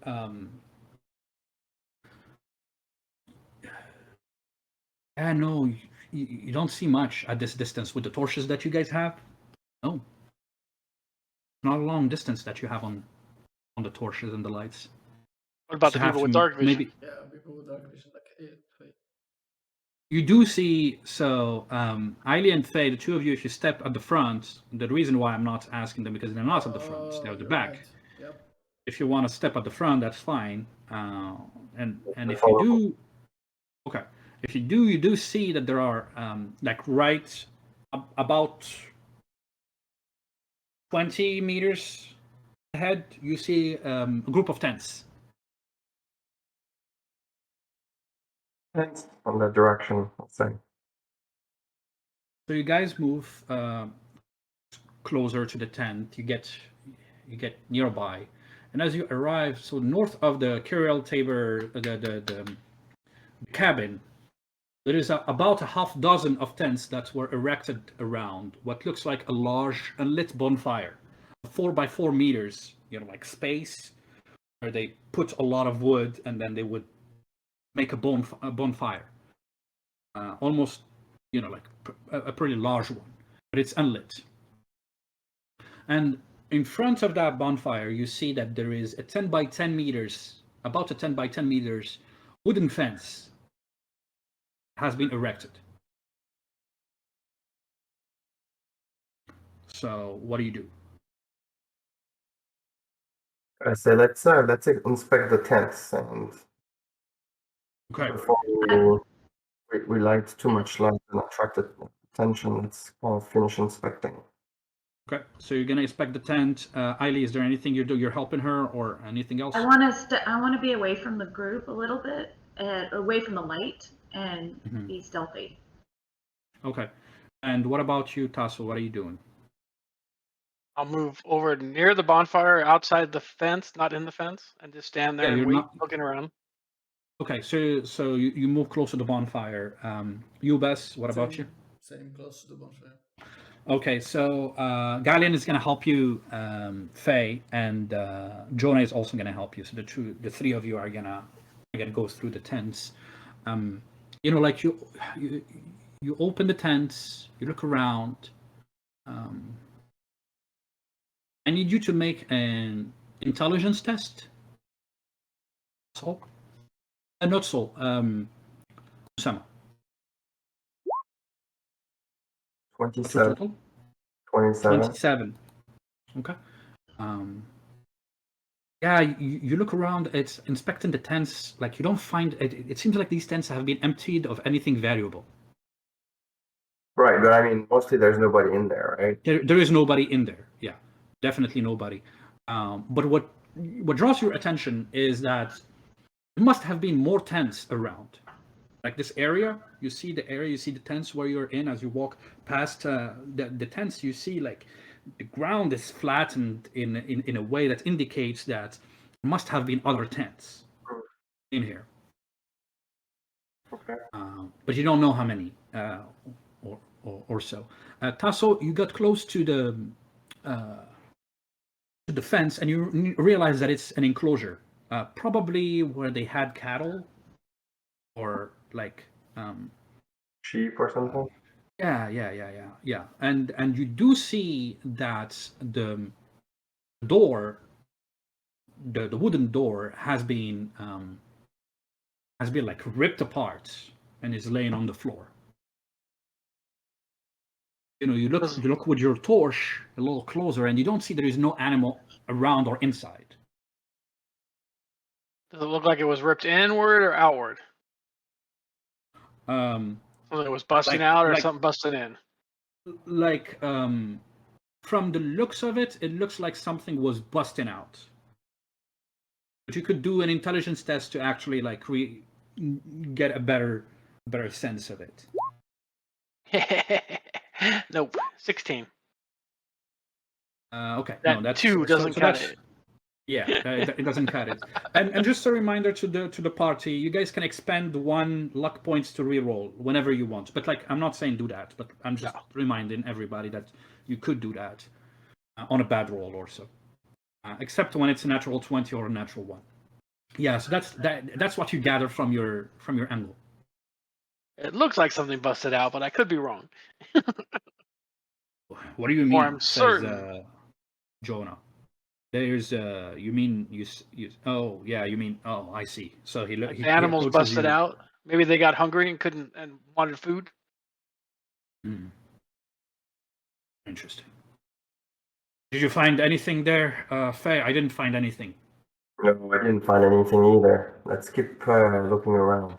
Did you notice though? There seems to have been at least a dozen more tents around here. He says. Yes, which could be part of the tents where the numbers kind of led up to the party where we were sent after. Well, good news is there are no tents. Some of the tents have left. Bad news is we don't know where. So, is it typical for tents or these types of camps always have tents standing, or usually people bring their own and take them with them? are you asking the game master or him? Jonah. Well, I think it's typical if you know you're gonna be staying somewhere else, to take the tents with you, right? Let's say if you're gonna be. Maybe I'm asking the game master. What I'm trying to say is if it's a camp, right? So it's in a known place where people come to rest, and I don't know if there are always tents there, for people to use, or if everybody has to bring their own. Probably people have to bring their own shit. Yeah, that's probably how it works here. I mean, just from your experience, you haven't gone and found stuff like that laying around waiting for you. So, okay. Not rent a tent. So where to next? I'm still walking around stealthily. And Oh trying yeah, to you grab said you and were at stuff. the edge. Make a perception test, Eiley. It's just normal. 35. Okay, sounds good. I do some tracking or anything. Do you want to do some tracking? Okay, well, the first thing that I wanted to give you with your perception test, and then you can do tracking if you want. Okay. You do notice that there is a large wooden building to the northwest. Larger wooden building to the northwest. Mm-hmm. About again 20-40 meters away from where from not from where you are, but from where the tents are. Mm-hmm. So you do notice that. Now, what did you want to say? Did you want to do tracking? Yeah, I wanted to see if anything came in, came out, if it was human. Sure. Roll at the do the tracking test. Failed. Okay. Now, there was a lot of rain this afternoon. Okay. Just looking in the enclosure, was there any signs of feed for the animals? Yes, you do find some food for cattle and probably for horses as well. Okay. This is probably where they held any cattle and their horses, where they held them. And they weren't trying to get out because they were hungry. But should we put the horses in this enclosure? That's what I was thinking too. Sure. I think that's a good idea, especially with the wildlife around. We don't want our horses to be devoured. So I'm gonna say that Gallian and Jonah go and bring the horses back here. They put them inside, but the problem is the door is already broken. So Eiley, are you joining the group back, or are you staying in the dark? Yeah, I'm gonna go back to the group and then tell them that I did see another building up to the northwest. And by that point, your friends have finished tying up the animals to the fence, and they pull them next to the food so that they can eat. They give them a little bit of food so that they could eat. Okay. So let's head to that building then. Sol, you seem very quiet. What's going on? I want to do like I want to use my camping skill to see if like what the setup of the camp that I saw is if it's standard or if there's something that like I can derive from the way it is right now, like as far as like attacks goes or like something that's broken. Do you see what I mean? Like from my camping skill, if this is typical structure, okay, or if there's something fishy about it. Okay. Yeah, go ahead and make a camping skill. No, fail. Never mind. I'm like, Okay, that's fine. No, you're just still in thoughts Yeah. as he asks. You're still thinking. There's a lot going on in your mind. I'm thinking. So, well, should we go to the next building? Yep. Then. Yes. So you guys make your way to the building that Eiley told you about. You arrive in front of a large wooden building. Again, similar structure to the one that you saw earlier, but this is a bigger building. The only thing you hear is the wind blowing and the sound of the cabin door. No, that's not this one. Is the wind blowing, and as you get closer to the door, you see that the door was actually being split in half, and half of it is falling outward, and the other half is falling inward. So something has split the door in half, and there are splinters of wood laying outside from the impact. The floor outside is also covered in blood. The floor outside, it seems like blood goes inside of the building and outside and further north. Somebody got killed and was dragged as the person was bleeding. Either from north to inside or from inside to outside and heading north. Does the door look like it was split with a weapon or by like claws? Okay. Well, actually, no. This one, it does not look like it was broken by claws. It definitely looks like weapon. Like either if it was a sword, it was a pretty big sword, or an axe or something like that.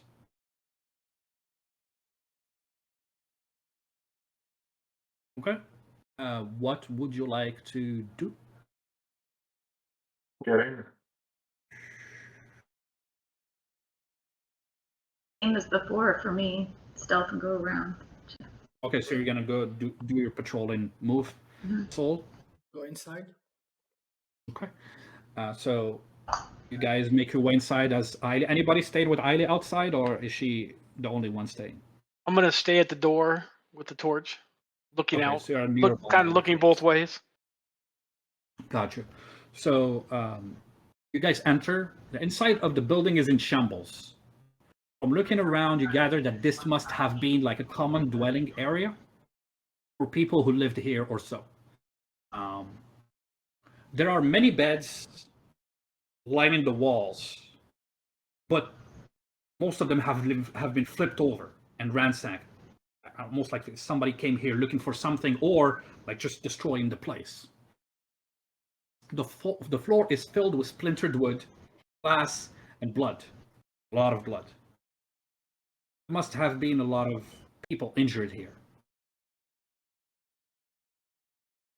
What would you like to do?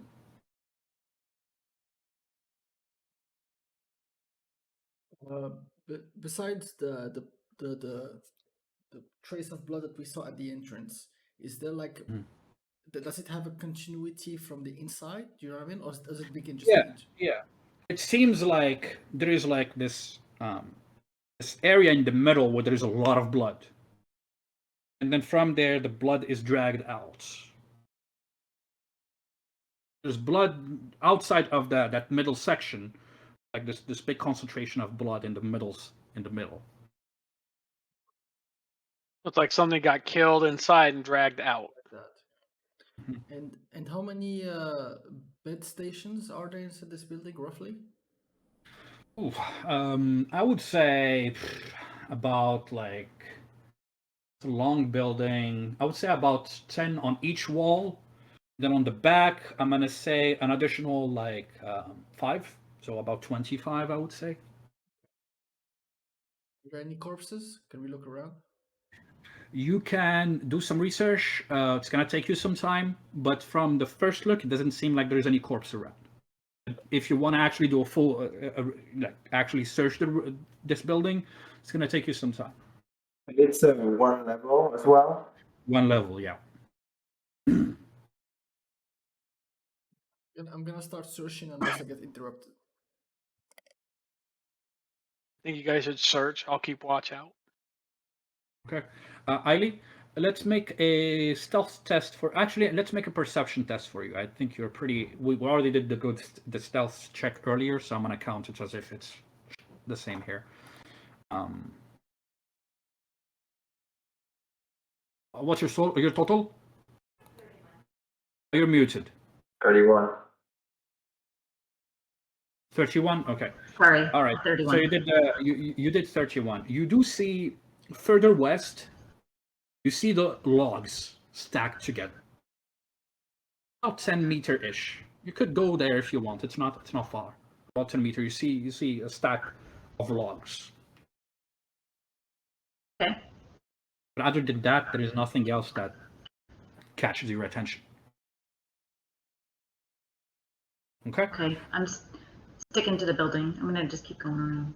And then you Back go towards- around and you come to where Tasso Tasso is. is. Mm-hmm. So Sol has started searching. Galleon helps him, and he tells you, "What are you looking for? Anything specific, or just looking?"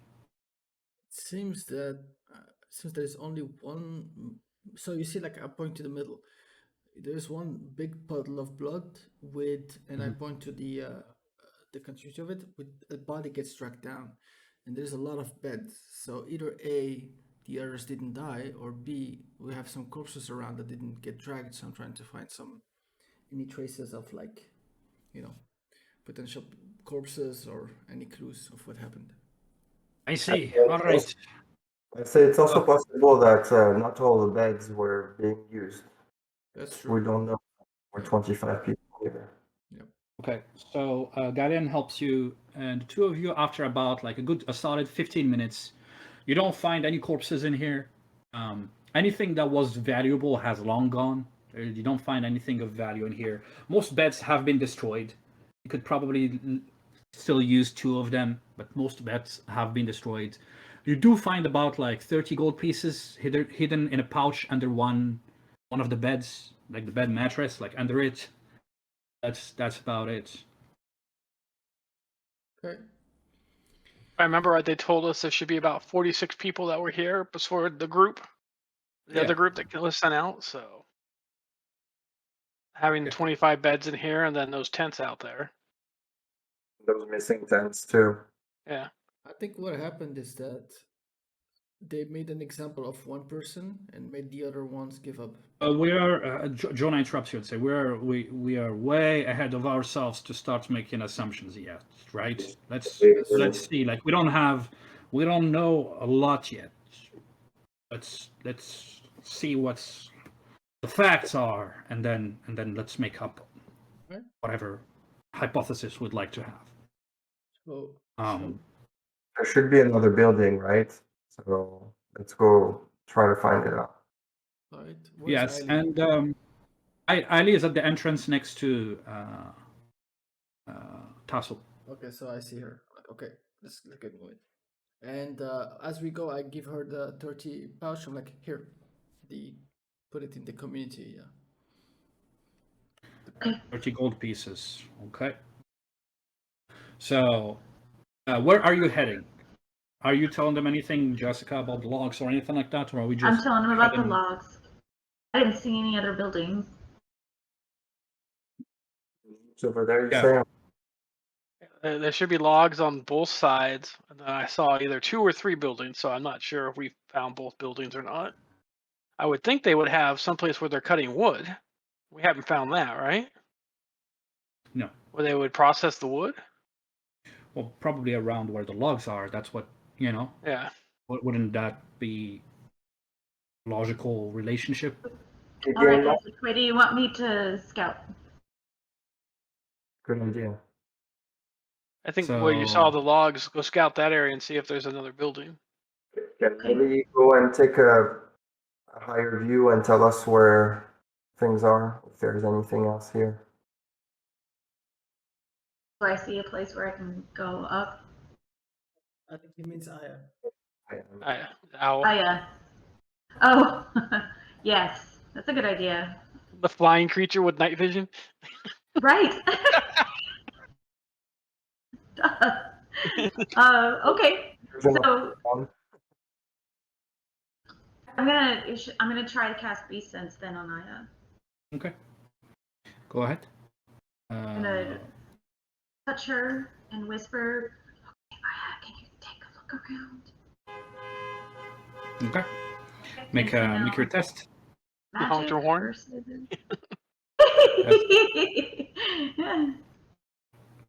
21. That's unfortunately a failure because I rolled a 17 plus 10. That's 27. So you try to get in touch with Aya and you whisper those, and her head tilts. And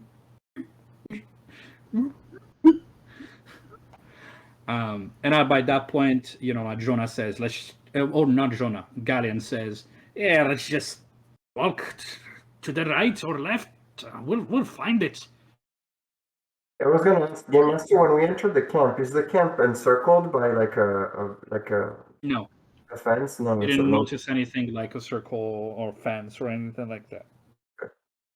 Right, it's just like what was.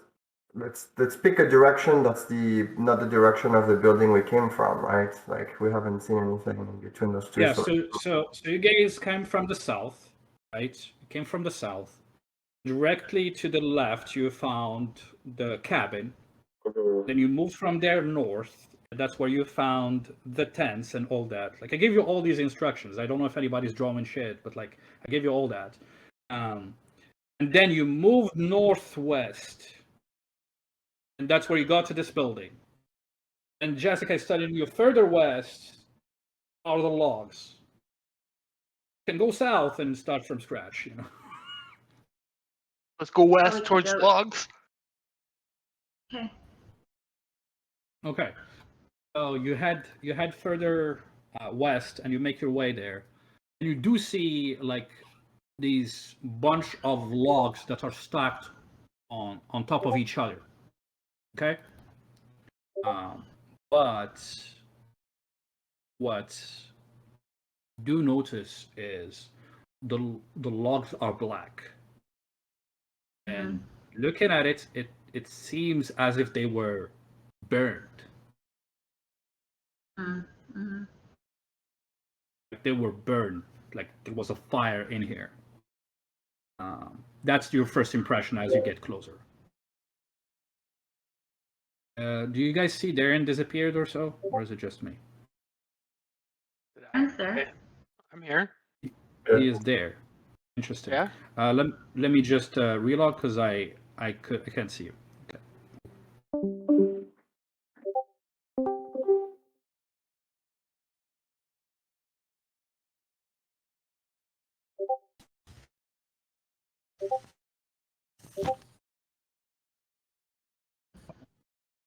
All right. Can you hear me?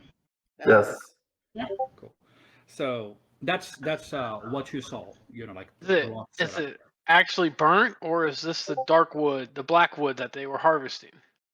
Have you ever seen black wood before? No, that's what I'm asking. Right? That's why I'm asking. Well, how would you know that?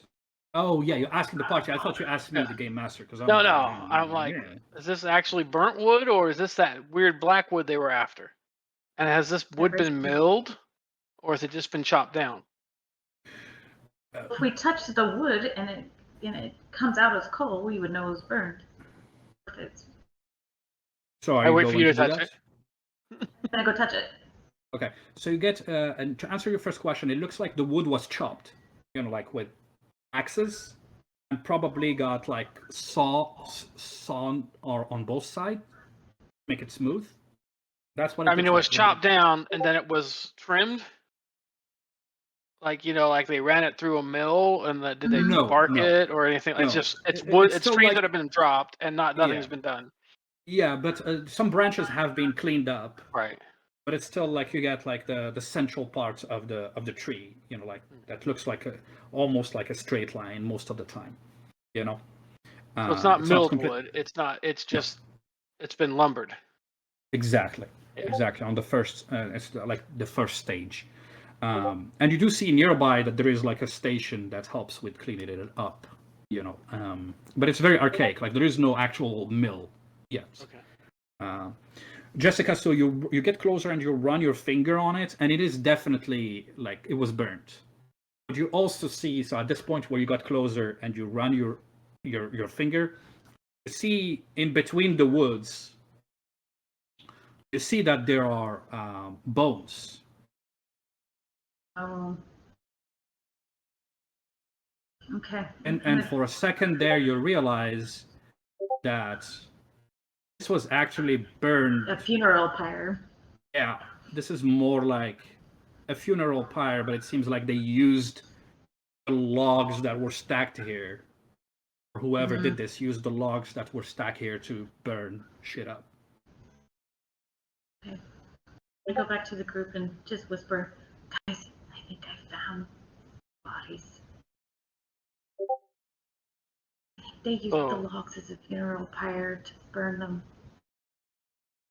So they killed the lumberjacks, and then they used the wood that they chopped down and burned in the bodies so that it could destroy the wood too.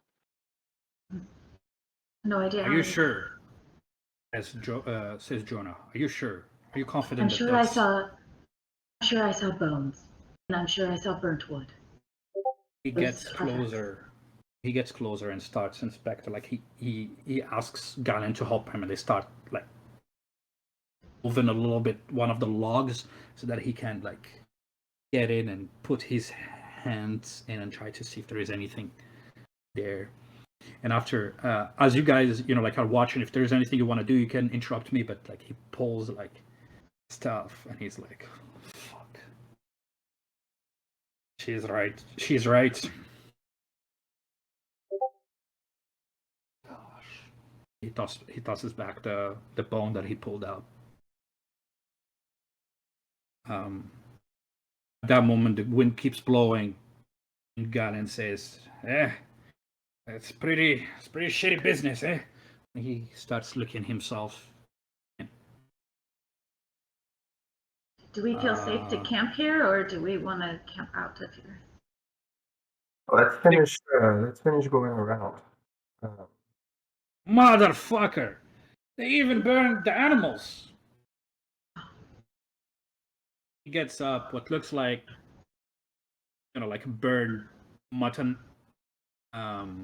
face, sheep face. Oh shit! And then he puts it back. Then it just burned people. It burned also the animals, eh? I don't understand. Maybe they could have ate them. I ask Ailey, is that something dark elves would do? Sorry, wood elves. My bad. Wood elves would do. Master, have I ever seen wood elves do that? I don't think I would have. I was so young. Yeah, and from your experience, no, you haven't actually been in any like real fight, so you don't know how that even works. I was never, you guys. I was never allowed to go out on scouting missions. It's really only the most elite were allowed, and I don't know. I don't know. I was really young when I left my village.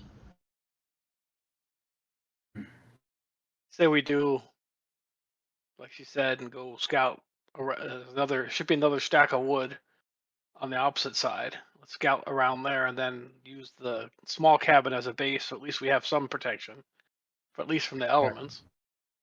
They didn't burn the buildings. Doesn't look like it. If there is a third building, so far we've only found 2. I mean, yeah, I'm not sure if there was 2 or 3. I mean, we were pretty far away, so.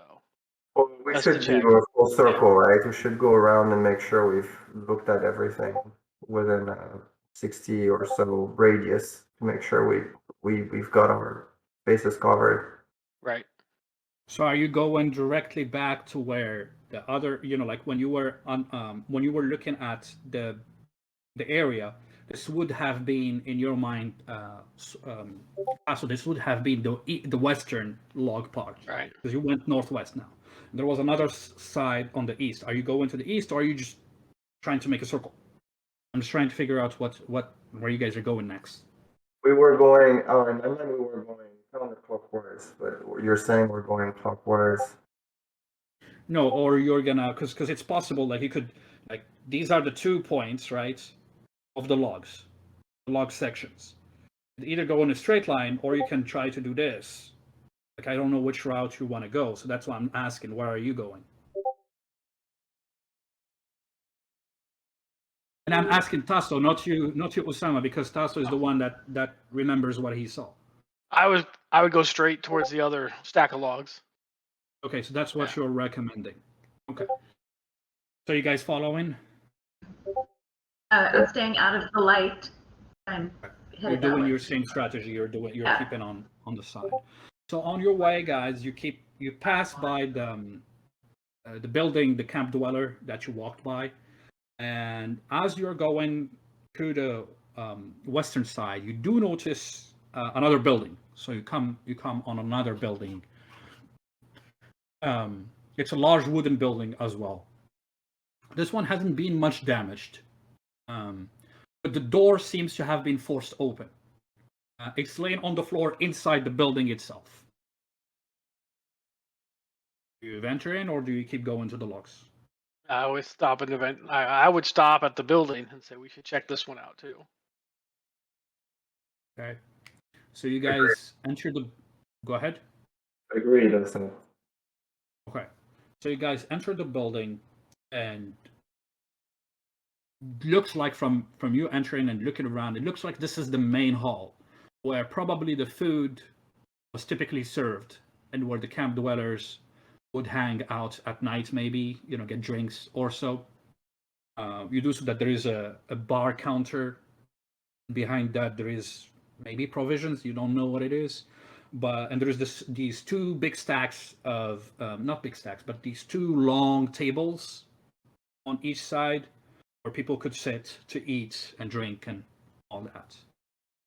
It has been a little, like the tables have been moved a little bit and such. There's a little bit of blood on the floor, maybe the blood of 1 or 2 people, but that's it.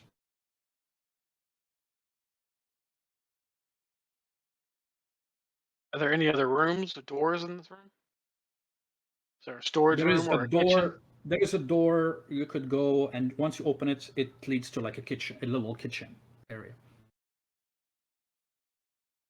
But that's about it. And it's a single story too, just like the other one. It is, yeah. They haven't built, like just remember the whole camp has been erected Quick. since the merchants came in, so they didn't have a lot of time to do a lot of fancy shit. Okay. And we could also possibly sleep in here and use the big tables to close the entrance. Or we could use the big tables back at the cabin because all the doors are broken. So maybe we can stash stuff to make sure we have shelter. I think that's check not out a bad idea. Yeah. Let's go check the other stack of woods out and see if they did the same thing. Okay. So you head out and you head further east, and you finally see the stack of wood. And indeed, after you get closer and you investigate it, it is a similar situation. The wood has been burned. A little further west, right? Further east. This is east. So we were You started in west, and then you started going east.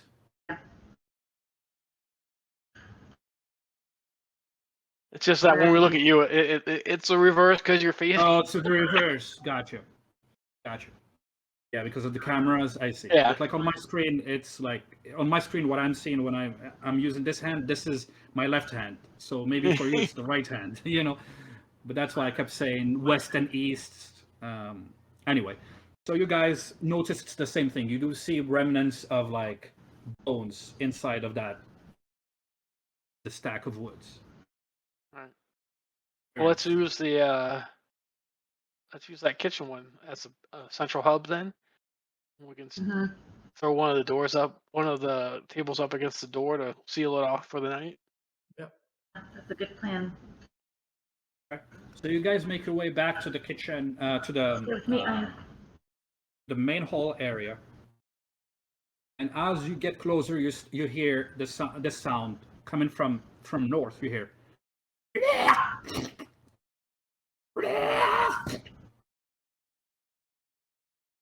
Is that where the horses are at? No, this is north. You guys North? we're coming from south. It's not far. It's about like 15, 16 meters away. What you're hearing. Like, guys, prepare yourselves and just be careful. I have progressed with my shield and my weapon. We're getting closer to that. Jonah sticks next to you, and Guardian moves next to him. I'm assuming the rest of the party is following, and Jessica is staying on the side, trying to stealth, right? Okay. Yep. So you guys move, and you head north of the side, to the north side of the camp. As the wind is howling, the wind's howling gets louder. You notice, Soul, that you remember the dried blood marks that I told you that were coming out of that building? You're walking on those blood marks. That's where you're heading. It is very dark as you make your way there. You're not sure if it's the movements or shadow or the wind sound, but your anxiety level is growing. You keep hearing this sound, and you can only describe it as like what follows it is like flesh ripping.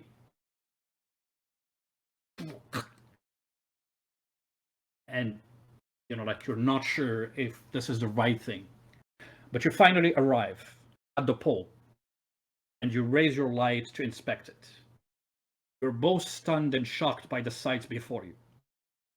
There's a large wooden pole that was erected there. At the base of the pole, laying on the dirt, you see dried pool of blood, filled with rotten meat on top of it. Your eyes are drawn to the pole itself, though. You watch in horror the grotesque spectacle. Hands, feet, arms, legs, chests, heads, and other body parts cut, nailed on the pole. Guts have been carefully attached in a spiraling motion around the pole from the bottom to the top. Guts of probably humans. Some of these guts are swaying in the wind. Remember the ropes that I mentioned to you? That's what it is. Just like ropes. Jonah, after seeing this, he whispers in a soft voice, "Dear Lord, what kind of creature?" As you could see, he watches in pain. Whoever or whatever has done this has severed the body parts of these poor people and attached them in this wooden pole, almost like decorations. A macabre and a grisly one. It's a visceral scene, and the smell is so foul. You feel you're about to puke. And I'm going to end this session on this. Oh, shit. I think to myself, well, we found out what happened. We can go back. Mission accomplished. We're done. I